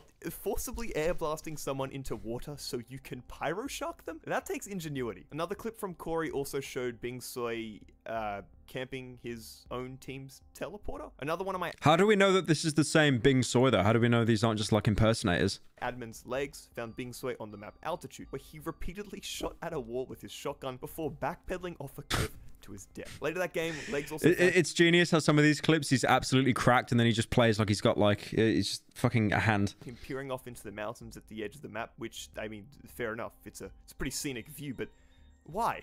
What compelled him to do this? This juxtaposition between Bing Soy's genuinely impressive plays and creative strategies to, well, this off a cliff. really dumbfounded me. I was so intrigued by the enigma that was Bing Soy, and I had so many questions that needed answers, so on the 31st of January, I decided it was time for me to suit up and get on the ground myself. My investigation began in the beautiful rainforests of PL Borneo, where I spotted Bing Soy playing Engineer. At first, I didn't see anything too out of the ordinary. I mean, he just seemed to be playing some pretty stock standard Engineer, but later in the match, he swapped to Heavy, where I began to notice some oddities. Rather than holding down mouse 1 to continually shoot like a normal Heavy would, he seemed to really like tap firing with the Tommy Slav as if he were peeking an angle in CSGO. I also noticed Just playing the game like a Rainbow Six Siege, just God sweat. that Bing Soy had quite the affinity towards taunting, because he was whipping out that stock minigun taunt after literally anything of any significance happening. He's taunting! Oh, he's dead. The investigation continued on to the next map, Mountain Lab, where things got a lot weirder. I kid you not, but for an entire 60 seconds, Bing Soy was absolutely determined to do this jump, which I am 99% sure is impossible. He did find a little ledge on the rocks you could glitch onto, but ultimately it was to no avail. No! He almost made the jump from the... He also seemed to be very paranoid as he was firing projectiles at literally everything on the map as he returned to the front line, and we also got He's either schizo or he's in like a Gmod ARG. another glimpse of his huntsman sniper. He saw like a dark shadowy figure in the corner of his screen. Gameplay where he would randomly shoot arrows through the floorboards. Things started to get really weird on the next map, Badlands. It's always people that are like that, though. They play so poorly, but then they just somehow, like, God cracked. Where Bing Sui was playing Flog Pyro, and for the period of about 15 minutes, did nothing but, well, whatever this is. I don't know if Bing Sui thought there were gang stalkers hiding in his walls, but he seemed determined to engulf every single surface of the map in flames, and God, was it just bizarre to watch. I ended up on his team and we swapped to Badwater, and it was more of the same. Except this time I was pocketing him, meaning he was actually racking up kills, and he also started taunting directly in front of the enemy team's spawn door, which is just alpha as fuck. You have to respect that. This rampage on Pyro was followed by some scout gameplay, except not the normal kind where you're, shooting, more the kind where you drink bonk to go invincible and then proceed to taunt directly in front of your enemies. Next up, we landed on Snowy Coast, where things seemed pretty normal until, Bing Sui is trying to shoot through walls as heavy, which if you didn't know is impossible. I did that. I tried to shoot through walls at spawn when I played TF2, but I think I was actually like 14 when I did that. Ultimately though, I think Bing Sui... I genuinely thought if you aimed your gun like at the right angle, you could shoot through the little like chicken wire. Finished off the day with perhaps his most daring strategy of jumping off the edge of the map, using the base jumper to float, and then trying to kill gamers as he slowly crept towards his inevitable death. America. That one didn't go too well. So look, that was just one day of observation. We saw Bing Sui... He's saying how it's the strangest player. This is shit I do when I was playing TF. He might just be a kid. He might just be like an actual little zoom. That was just one day of observation, and we saw Bing Sui cycle through at least like 10 wacky strategies. There was also some more footage sent to Bing Sui sightings in my Discord by Corey again, and yep, that's him doing his strange little thing. So look, after a full day on the field, we did observe a lot of strange behavior. That much was for sure, but unfortunately, I wasn't really any closer to understanding why Bing Sui played like this. But that was about to change, because my Discord made a very interesting discovery. Bing Sui had a YouTube channel. Now, it hadn't been active in 2 years, but he had quite the backlog of TF2 content. The channel started off with some Minecraft videos in early 2018, but that soon turned into some pretty damn good TF2 fragments. You can take a look at the most recent upload, Cliff Enforcer, which features a lot of insane huntsman kills, similar to the one I put in my video. It's like he's cracked, but he sucks at the game. This is amazing. It's like he's got Dr. Jekyll and Mr. Hyde like fighting for control of his brain. There was also a bunch of pyro-related stuff here, a class which Bing Sui appeared to be actually very good at, judging by the quality of the frags he was getting. The channel basically proved to me that Bing Sui is far from being a noob, and in fact, I actually think he's really good at the game. It's just that he voluntarily handicaps himself with these wacky ass strategies, and I kinda have a respect for that. I guess the only sad part about this discovery was that the channel seemed to be inactive for now, which was unfortunate, but it actually wouldn't remain like that for very long. You see, a week or so had already gone by since the formation of Bing Sui sightings at this point, and a cult of personality was starting to emerge around Bing Sui. Thank you, SoKid3, Nathaniel, and Little Ducks for joining. He was growing quite the reputation amongst not only my Discord, but the wider Australian TF2 community. People were taking note of him when he was in games, sending messages. I would actually be terrified of being in the Australian TF2 community. I didn't get into TF2 earlier before it became infested with losers. It seems so soulful. I might do TF2 after this. I might do TF2 after this video. Harley, how am I doing? I'm doing good, man. Hope you're having a good Saturday. Yeah, no, I'd hate to be part of the Australian TF2 community. Could you imagine? Like, I joined that server, and it's like because I imagine the Australian side is full of greasers as well. And then like 300 ping on top of that. Keep up the amazing work. Also, thoughts on this new video? I hate everything. I didn't even know it's still uploaded. Vegan, good be vegan. No more Arby's roast beef. Did he upload? Oh, I hate Destiny the Witch Queen. Your videos got me through my night shifts and through the anxiety that built up before the birth of my daughter. Thank you. Bro, I got a fan that has a kid? Holy, you must be the oldest Pyro fan by like 20 years. Congrats, man. Congrats on your daughter. They were finding his YouTube channel and leaving comments there too. So, on February 6th, with a growing buzz around Bing Sui, I decided to once again suit up. This is out of left field and gonna make me sound brainlet, but what is the soundbite you use that kinda sounds like Jake the dog or Bender dying / screaming? I need it, so I'm trading you $10. Much love. I'm really sorry. I have no idea what you're on about. The sound, Jake the dog or Bender? I have no idea. I don't know what you're... If you gave like a timestamp in a YouTube video, that would work, but... Down Mr. Soy. This day's investigation first led me to Landfall, where Bing Soy was experimenting with a new strategy on Heavy, rather than using his favorite... Was there just a guy called Fast? Landfall, where Bing Based. Soy was experimenting with a new strategy on Heavy. Rather than using his favorite tap-firing Tomislav tactic, he was instead making use of the Buffalo Steak Sandwich and Holiday Punch, meaning he was hunting down enemy gamers to secure some taunt kills. Unfortunately, things weren't going all that well for Bing Soy with this strat, and to top things off, I actually managed to get an accidental telefrag on him whilst I was observing. I telefragged him. He did continue with the taunt kill attempts as we moved over to Viaduct, but again, it didn't seem to land him any success. Things did begin spicing up when we swapped the process though, as he switched to demo with the sticky jump up and lock and load. On the first rollout to mid, I ended up dying pretty quickly, but that did not matter because it allowed me to spectate Bing Soy, only to discover, this. He just doesn't look at the map the same way I do. I thought I usually look pretty vertical. He's gonna get like 3 kills now. More vertically. After this, he played a little demo night and began taunting after the kills I was getting, which was some nice moral support, but other than that, not too much else occurred. We did have some more footage sent to the Discord, however, where another one of my admins, Chop, found him spawn camping. I love taunting in TF2 though. I remember playing a map and there was a guy with an anime profile picture that was playing as a spy and he was just like dominating me constantly. He got about like 10 kills on me. I killed him once and then I taunted. And me taunting, I think, tilted the guy so much he just kept saying like slurs and shit in chat straight away. On Sweden in yet another peculiar manner. So look, it wasn't the most fruitful session of stalking Bing Soy, but that didn't matter, because yet again, my Discord had made another very important revelation. Not only was a Bing Soy website discovered, but I happened to feature in it. This is going to be like some ARG thing. Banner where we could make out a few things. Firstly was... I wish his name was just Soy.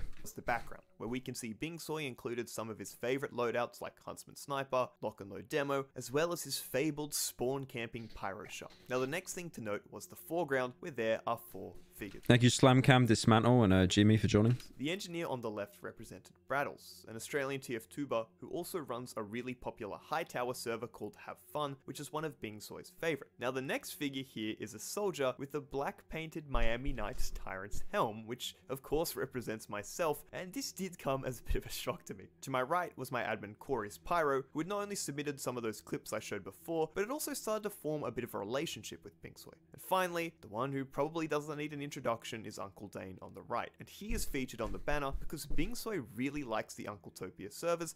Yeah, I think Uncle Dane is like the biggest TF2 creator, right? Or is it Lazy Purple? Thinks it's a better way of I need to kind of brush up on my TF2 lore. And there either with the website, because in the about section there was a subheading named Special Thanks, where he stated, "Special thanks El Maxo has shown the TF2 gaming world that Bing Soy is something more than a myth." What? This was absolutely wild, and one of my friends actually said something I was thinking. We need to seriously consider, is Bing Soy an ARG? It might be, if it is. I think that as well. It is almost like it's an ARG, right? It really seemed like Bing Soy was some manufactured alternate reality rather than a real human being. It was discovered that Bing... Because he plays the game terribly, but he's also like kind of good at it. He's not always good, but he's not always bad. And he's not mid either. It's so hard. It's so difficult to be this perfectly good and terrible. Bing Soy had a bunch of other channels on YouTube too, one of which featured an animation he created that has over 1 million views. I was honestly in disbelief at what had transpired thus far, and it turns out that was only going to continue, as 4 days later, on the 10th of I like how he had to show the bit where you saw Winnie the Pooh's ass before he transitioned to the date. February, Bing Soy Team Fortress returned from a 2-year hiatus with a fresh upload. The video was titled Requiem, but there was something a bit strange about this upload, because the first 42 seconds showed this cryptic message of a happy stick figure progressively growing sadder and sadder. What? Why? What is happening? I still have no idea what to make of it. I like how the way it's reached now with YouTube, you could have someone having a legitimate mental breakdown. losing all their mental faculties, and people would be like, "It's an ARG! It's an ARG!"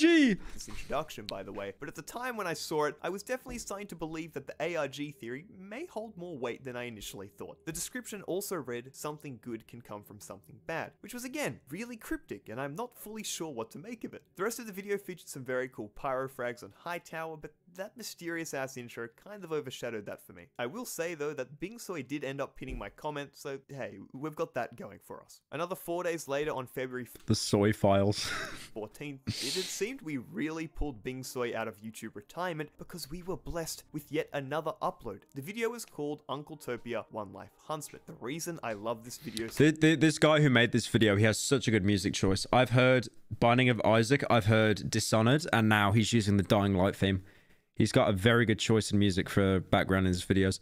so much is the timestamps, where Bingsoy detailed literally everything that happened in the video. This ranged all the way from retreating at 1 minute to breathing at 34 seconds, and all the way to reflexive shot shoot or die at 2 minutes and 4 seconds. In a video spanning just over 2 minutes, Bingsoy managed to include over 40. The worst thing is, I know this guy's good at the game, but I feel like he's the average TF2 player because every lobby I get put in, people are so absolutely cracked. Timestamps, which I honestly think is a cool idea that feels pretty TF2 scares me. I've never played a game that's free to play, but it actually gatekeeps itself. avant-garde when it comes to TF2 content on YouTube. Now, I will admit that from this point onwards, the flow of the Bingsoy investigation came to a grinding halt on my end as I moved on to some different video projects. So it was really my Discord that carried the movement over the next 2.5 months. No Zero, a fellow Australian TF2ber, found him on March 12th taunting and zapping his way to the front line with the short circuit. The following day on March 13th, we caught a fake Bingsoy who tried to join the Discord, or at least we think they were fake, because Mr. Soy seems to be a pretty elusive dude who rarely communicates in game, so seeing him join my Discord felt a bit unlikely. In late March and early April, there were a bunch of screenshots of him in game, and then on the 3rd of April, No Zero made his own video compiling his interactions with Bingsoy, and to be honest with you, it's bloody beautiful. We got to see more of his pyro shark, more of his taunting, and more of his affinity towards jumping off the map. So look, at this point it had been a while, but on the 22nd of April, I decided it was time for me to return. So I once again put on my boots and picked up my camcorder because we were going hunting. It's always been 2 months since I last watched Bing. Is he using the? He's using the Minecraft like horror music now. So here he is. See. Surely taunt back. Hell yes, yeah. yes. That's based. It's cute. It's cute. I think he knows what's up. It's cute. Just gonna look at. Yeah, he's just gonna maintain eye contact now. He's so odd. Most mentally sane TF2 player. So he's taking a break, taking a breather. He's in. He's in. He's in. I think he did something. Yeah, you got a kill. Let's see what Bing's up to. Wait, what? Oh, he's got the bind set up. He wants the good spawn. The big so. What? What is he doing? He's getting himself low so he can escape plan in. God bless. Again, more of the same wacky strategies we were all accustomed to, but at this point, I really wanted to get deeper with Bingsoy and understand the mentality behind everything he was doing. Later that day though, my Discord discovered a fresh upload on the Bingsoy channel called Uncletopia Caberbola, and as the name suggested, it was a cool montage of him going around harassing inferior enemy gamers with the sticky jumper and Caber combo. The interesting thing about this video is that it actually went on to get some attention. Well, one thing I hate is that I know like so few of these weapons that are being used right now, because most of my experience is TF2 on the Xbox, and it had no extra weapons apart from like the base setup. Algorithm. At the time of writing, this video has almost 10,000 views, which is the most successful video on Bingsoy's channel to date. He actually does some really cool work with the demo system in this video and playing around with all the camera angles, so it's good to see that his channel was starting to get some more attention. We also continued to get some more sightings, as on the 12th of May, Var from my Discord noticed he had a Game Banana account and had created a new hit sound and a custom model for the sticky jumper. On the 29th of May, Digger Derby found him taunting his way around the best map in the game, CP Steel, and on the 3rd of June, NoZero managed to pocket him with the quick fix all the way behind the enemy team on Upward, where he did the classic demo base jumper sticky strategy over the wall. I ended up running into him on the 12th of June on Steel, where he was doing some strange exploration of the cliff face around point E. I also managed to score a high 5 with him on the next map Upward, where he went and redid that strategy of shooting stickies over the wall to the first spawn area. My absolute favorite Bingsoy sighting happened later that month on the 28th of June, where we got a dual perspective of a beautiful moment that unraveled. I don't think I've ever seen someone flick faster in my life after a taunt to get a kill, and boy was it something. As the investigation entered July, it... Hang on, my something up with my stream.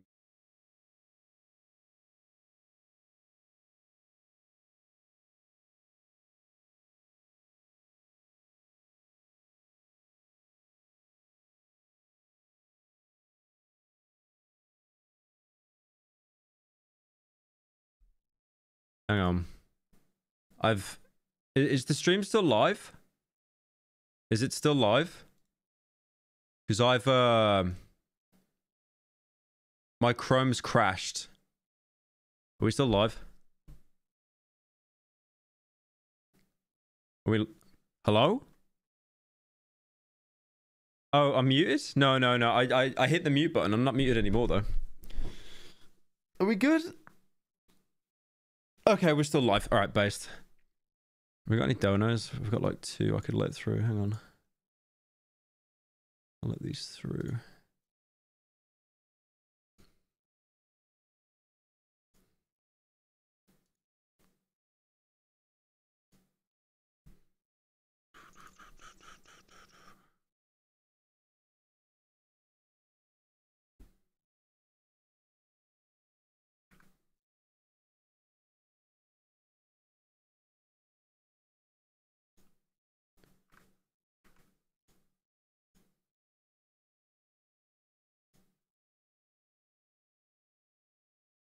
Oh, fuck.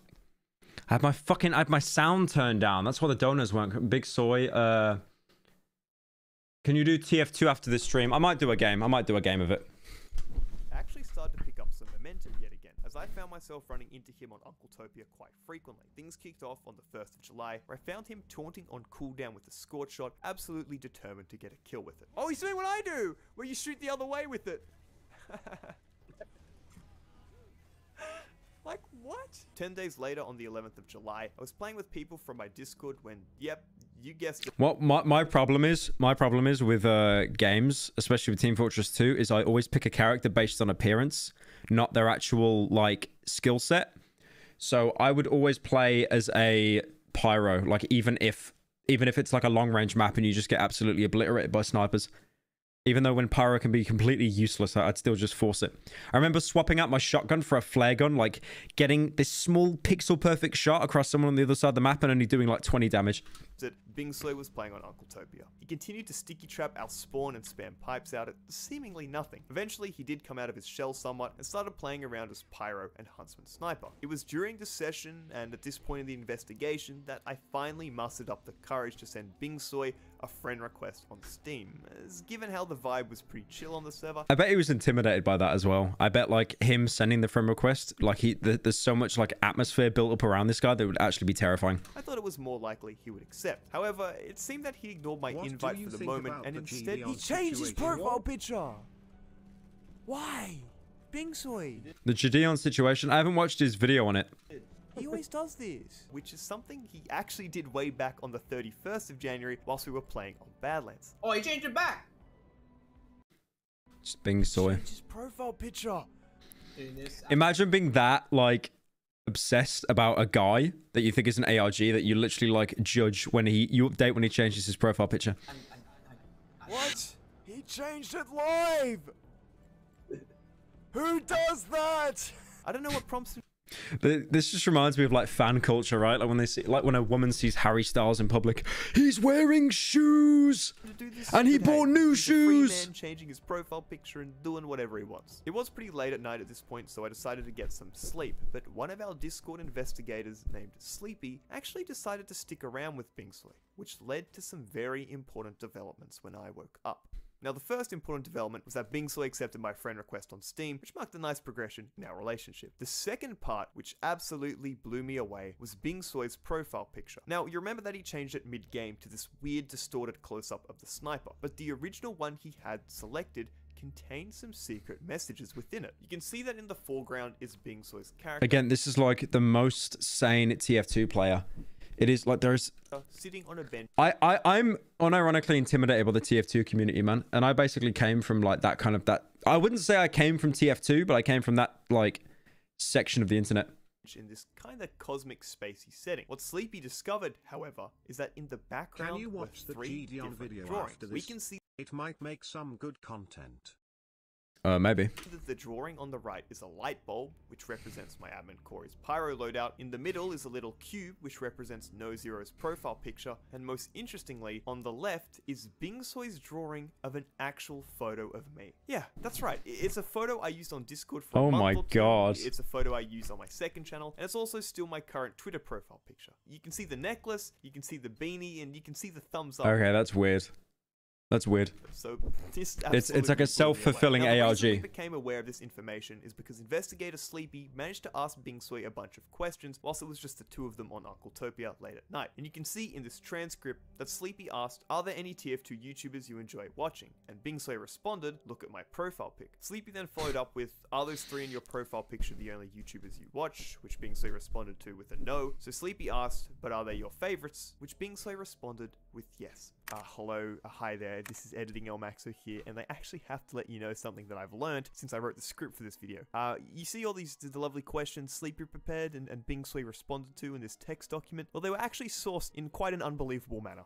We know Bingsoy isn't big on communicating through text or voice chat, so to get the answers to these questions, and I kid you not, Sleepy spent almost 2 hours in the middle of the night going around Koth Lakeside having Bingsoy either shoot at letters on signs or draw them with bullets or use the Scottish Resistance to spell them out, which Sleepy would proceed to transcribe in text chat, and Bingsoy would shake his head if they were right. It wasn't just like he spelt letters out with shooting holes in the wall with his gun. Messages. He had this whole actually most mentally stable TF2 player. Whole process, and I had no idea about it when I wrote the script for this video. Sleepy has the full 1 hour and 47-minute recording on his computer, but he sent me through this small section to prove it, and oh my god, what the fuck. I had no idea Sleepy went to such lengths to secure some answers. I like how Bingsoy up there, his icon is just like a silhouette as well. Like that is just maximum intimidating. This is from Bingsoy, so I have included the full transcript in the description, and a big thanks to Sleepy. This isn't even abnormal for the TF2 community though. It's not abnormal. Because that is dedication to the cause. But god, finding this out the next day sent me spinning. We were now even deeper into the Bingsoy rabbit hole, and I was all for it. It was at this point that I knew I had to make a documentary on this because the story so far was too goddamn interesting to pass up on. Sleepy also collected some more footage of Bingsoy whilst I was asleep,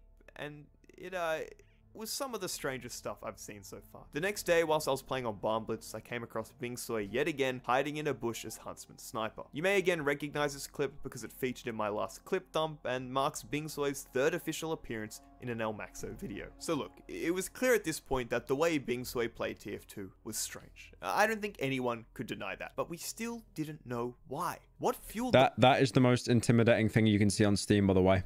Seeing that someone's profile is private. I actually get a shudder through my spine when I see that. The man behind the mask. By the way, guys, my Steam profile is completely public. I do actually have a trade offer if you want to give me money. Well, we could theorize, we could come up with some wild speculation, and I've been watching to observe him, and maybe Edge just... You're 37 and you've been watching since 2015. You have to be the oldest. Yeah, there's no doubt. There's no doubt. That's insane. Wow. I got someone that watches me who's 37. That's so cool. I genuinely thought my oldest viewer would be like 2. just that little bit closer to an answer, but why would I do that? If I wanted to know the truth, I had to ask Bingsoy directly. So I conjured up this grand message with 5 questions in it. Number 1 was what compels you to play the game like you do. Number 2 was what is your favorite unconventional strategy to use. Number 3 was do you have any long-term goals with TF2 or your YouTube channel. 4 was have you enjoyed the increased level of attention you've gotten in the past 6 months. And 5 was what piece of advice would you give to the TF2 community. I didn't really want to poke and prod into his personal life, but I did want to get a better idea of what made him tick. Imagine he just sends him a message. He's like, why are you so fucking weird, cunt? What's wrong with you? Why don't you talk in chat and why don't you add me on Steam? In TF2. I wasn't fully sure if we'd get a response given how private Bingsoy seems to be, but given Sleepy managed to ask him some questions, I was praying we would get some form of response. And so I waited. And I waited. It's not gonna happen. It's not gonna happen. And I waited. It's not gonna happen. I never got that response from Bingsoy. I tried this last-ditch effort of investigating him whilst he was on Upward, and just as you'd expect, he was on his favorite pick, Huntsman Sniper. He was getting kills. This man has evolved beyond the need for text. He has evolved. Who's messaging me on Steam right now? Who the fuck is that? Who's messaging me? Play TF2 with you after? Okay, yeah, maybe. I might do that. He was taunting a lot, and hey, he even went for a game-winning shot. Something so weird about the TF2 community specifically. But that was it. So I sat there, love the usernames. I reflected. There's nothing quite like it. And I had a sort of a... Yeah, it's got like kind of an ugly beauty to it. Nah, not ugly. Like a bizarre beauty to it. Epiphany. Because I think... The fact that the community is like still going as well, like even today. Teach us a lot about TF2. You know, we don't always have to lean on what's meta. We don't have to keep going back to the loadouts which we are most comfortable with. We don't always have to obsess over the objective and sweat our asses off. Sometimes it's good to get out of our comfort zone and try and unlock that we've never used. What the fuck is that mod? Vintage beard and then... What the fuck is that? After playing TF2 for so long, I think we subconsciously lock ourselves into these rigid playstyles and fail to experiment and push the game to its limit. You know, Thank you, Nitro, for joining. 20,000 kills on your strange sniper rifle, but maybe on that next life you could take a note out of Bingsoy's book and give the Huntsman a go. Or maybe the next time you're on demo, you could swap out that Iron Bomber you love so dearly and try out the lock and load. And hey, it has been a while since you used the Holiday Punches heavy, hasn't it? So you know what? I like how he says all this, like almost like, you know, experience different things, experiment with your loadout. Like, bro, I just play Pyro. That's the only thing I play as. Maybe Bingsoy isn't so strange after all. Honestly, I think he encapsulates the beauty of TF2 so well. So look, maybe Bingsoy will respond to my message one day. Maybe he'll provide me with all the answers I wanted, and we'll reach a nice and clean resolution to the enigma that is Bingsoy. But honestly, I don't really want him to.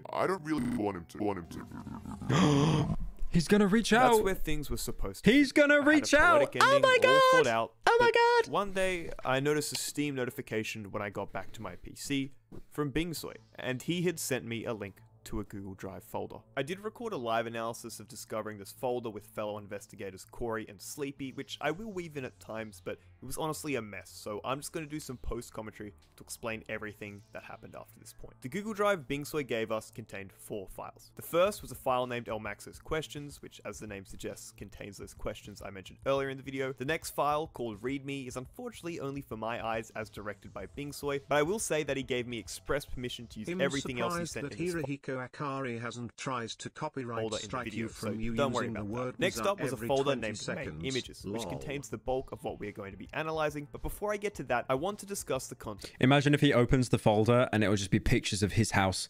Of other, which like, I know where you live. Contained 3 images. The first was a drawing titled Stick, which contained a stick figure drawing of my soldier with his tyrant's helm, along with my little dog Mackie on the shoulder. I also presume that it's Bingsoy on the right, but what I found a little distressing is the straight expressions on their face, which don't suggest much happiness, which is a little sad. The next image was called Sticker, and this contains something similar to those visuals we saw in the intro to his video Requiem, which was a little distressing. We can see someone who seems to be isolated from a group of people, but we'll talk a bit more about this later. The final... I've got a nasty feeling that this guy, Bingsoy, the kid in Isaac, in Binding of Isaac, I mean Isaac the character, that is probably based off of this guy.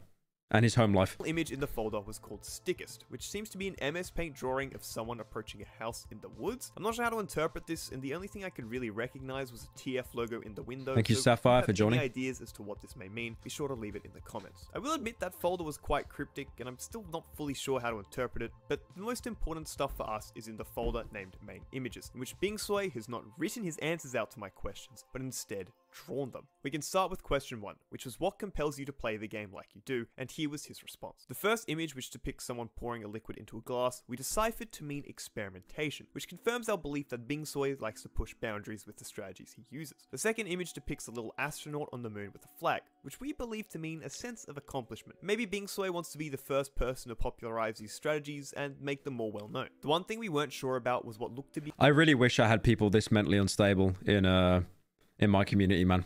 Like me chasing this shit. This is genius. This is so cool. A little play button on the moon. So perhaps he wants to grow his YouTube channels with these different types of strategies. We weren't 100% sure. The third image, we joking— Oh, that's the magician guy from Inscription, the little green guy.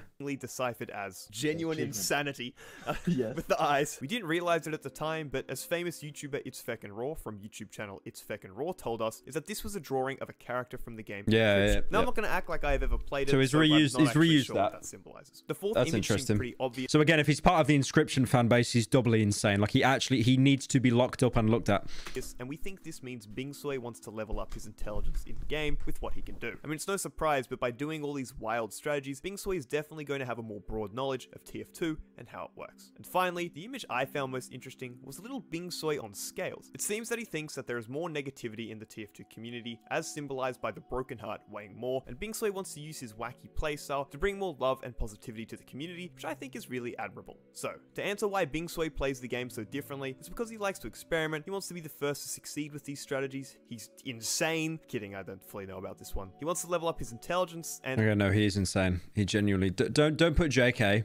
If you've been following this guy around for so long and he plays like a literal line of code, finally, and then he's sending you very vague messages and images. He wants to bring more positivity to the community. The second question I asked him was what was his favorite unconventional strategy to use in TF2, and the answers are a lot more direct here. At the top left, we can see the classic Girardi and Bushwhack. I just love, only in TF2 would you get this, man. Only in TF2 would you get like someone this bizarre that they create this almost like ARG. A combo, which I will admit I it's personally so don't cool. think is all that unconventional. The bottom left is a strategy we have seen a lot of in this video, and that Oh, is thank the you, Dismantle, Bingsway for the 5 trademark gifted, man. Appreciate suicide it. Huntsman plays he loves to do. Finally, and what was one of my favorite pieces of art he made for this, is the Pyro Shark, which of course means that one of his favorite unconventional strategies also happens to be Pyro Shark. The third question I asked him was if he had any long-term goals with TF2 or YouTube, and this one was interesting. The first image here is easy to decipher, and it's clear Bingsway really likes YouTube and wants to see his channel so that's grow, which growing. I can definitely relate to. The second He's like, if he's drawing this stuff, he is actually talented as well. image was a little complex, so we'll take it bit by bit. The So that's like, that's the playtime icon on Steam. I'm not sure what that is. That's like uploading. It's an information icon, so maybe he's teaching people. You've got the lambda sign there. So, like Half-Life. Oh, like, yeah, like a middle mod. of it is an information sign, which we assume means that Bingsway wants to put out some educational content about, firstly, demos, because as we've seen, he's actually really good with using the demo system. Secondly, video making in general. Thirdly, we weren't too sure about. And the fourth... I mean, that's just playtime. That is the same icon as playtime on Steam, right? No, it's not. It's a little bit different, actually. One kind of looked like a strategy or maybe movement. We weren't entirely sure about that. The third image was a wholesome one. As we can see is a love heart in a little film reel with my Tyrant's helm, No Zero's icon, Corey's light bulb, and Uncle Dane's Engie, which may mean there's a video coming out or maybe even some potential collabs. I'm not sure, but it seems pretty exciting. The final image, or rather group of images, was all of Bingsway's different YouTube channels linking into one main area off screen. So maybe this means a central channel is coming, or a crossover, or maybe even a Bingsway cinematic universe, which would be very awesome. So to summarize this third one, we can see he has goals about growing his channel, making some educational content, a potential collab or video with some other creators, and perhaps some more crossover with his animation and music channels. The fourth question I asked him was what were his thoughts on the increased level of attention he has gotten from the community in the past 6 months. And this answer was both intriguing but also saddening. Uh-oh. This is when we go into schizo territory now. The answer was both intriguing but also sad. Oh god. Oh god. Oh no. Guys, this isn't good. Guys. I think... Uh-oh. I think he may be suffering with a little bit of imposter syndrome already, guys. Oh, goodness gracious.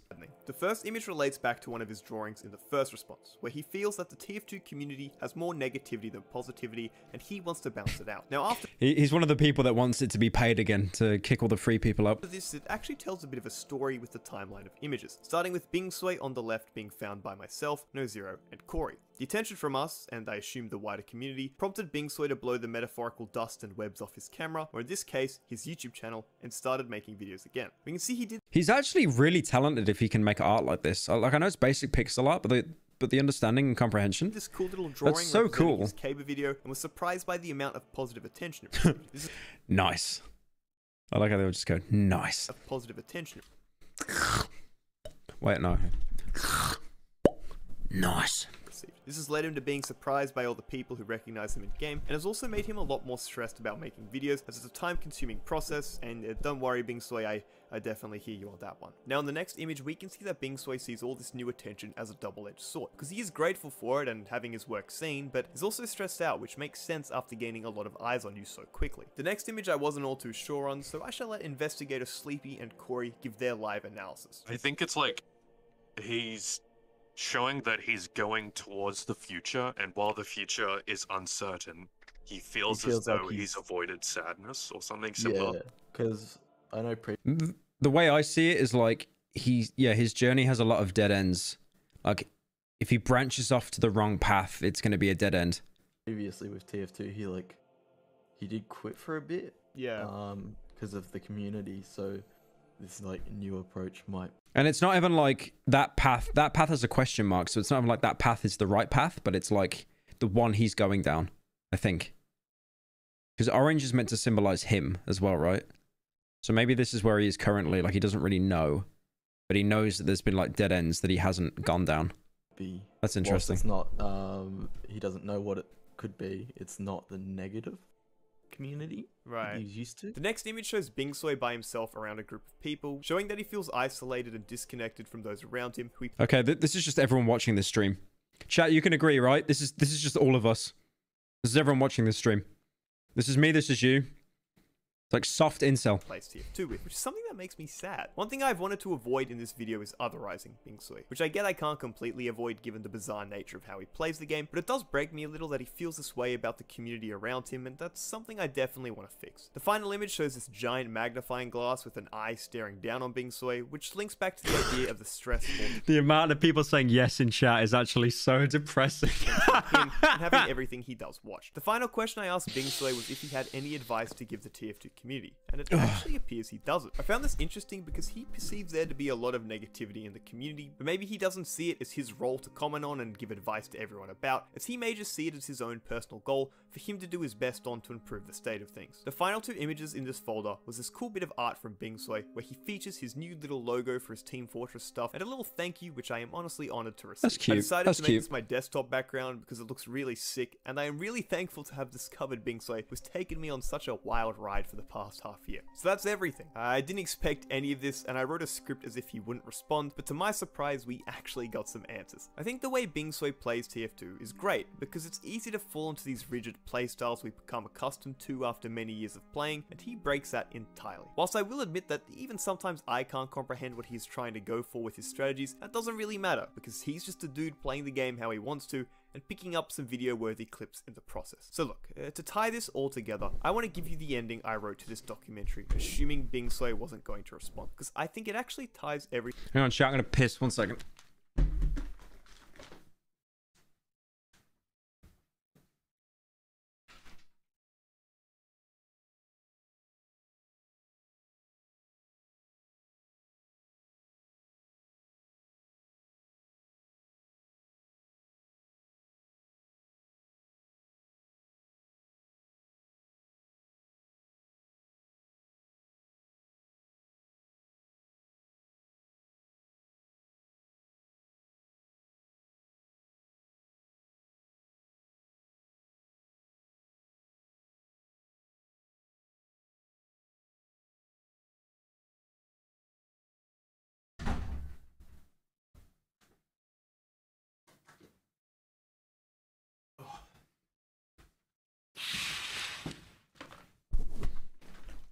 everything together really nicely. There was actually one question Thank you, Sleepy Albert, asked for Bing joining, Soy during Mark. that late night session, which I Banan purposely boy. left out earlier. Oh, did someone gift? I think someone gifted.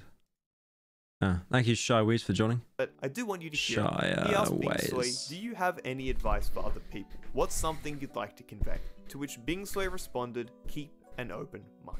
So maybe, just maybe, the next time you see a cliff and there's an enemy just across from you and you happen to have the Huntsman equipped, why not go for that shot? I think it's what Bing Soy would want us to do. Thanks for watching. That's cute. That was a really good video. That was really well put together. All right, I'm going to boot up TF2 probably. I'm going to let these donos play though. I'm going to get the funny mic out though. Hang on. I would much rather dono once a month than see you in a maid dress. Nobody wants to see a fat British man in a dress. The mental image even entering someone's psyche.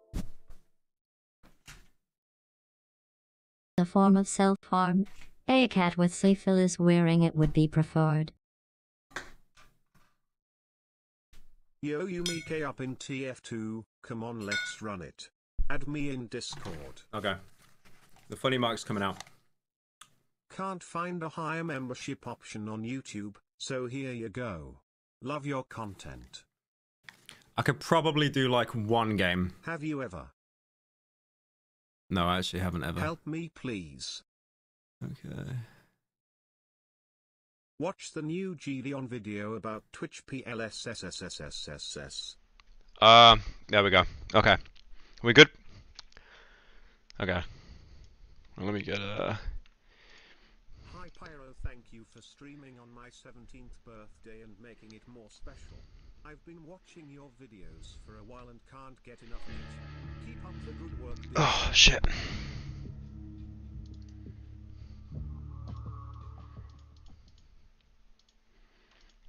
Okay, Entropy.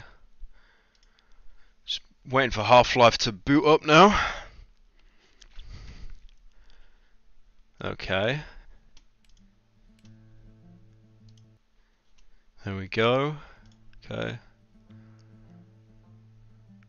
I haven't touched this in so fucking long, I forget how.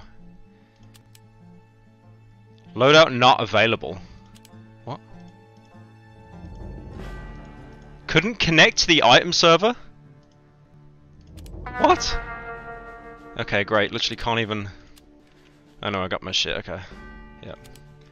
And then... Oh fuck! Oh fuck! Okay! Oh, I didn't know I had that mod on! Okay! Oh... Whoa! Okay, it's been a good stream.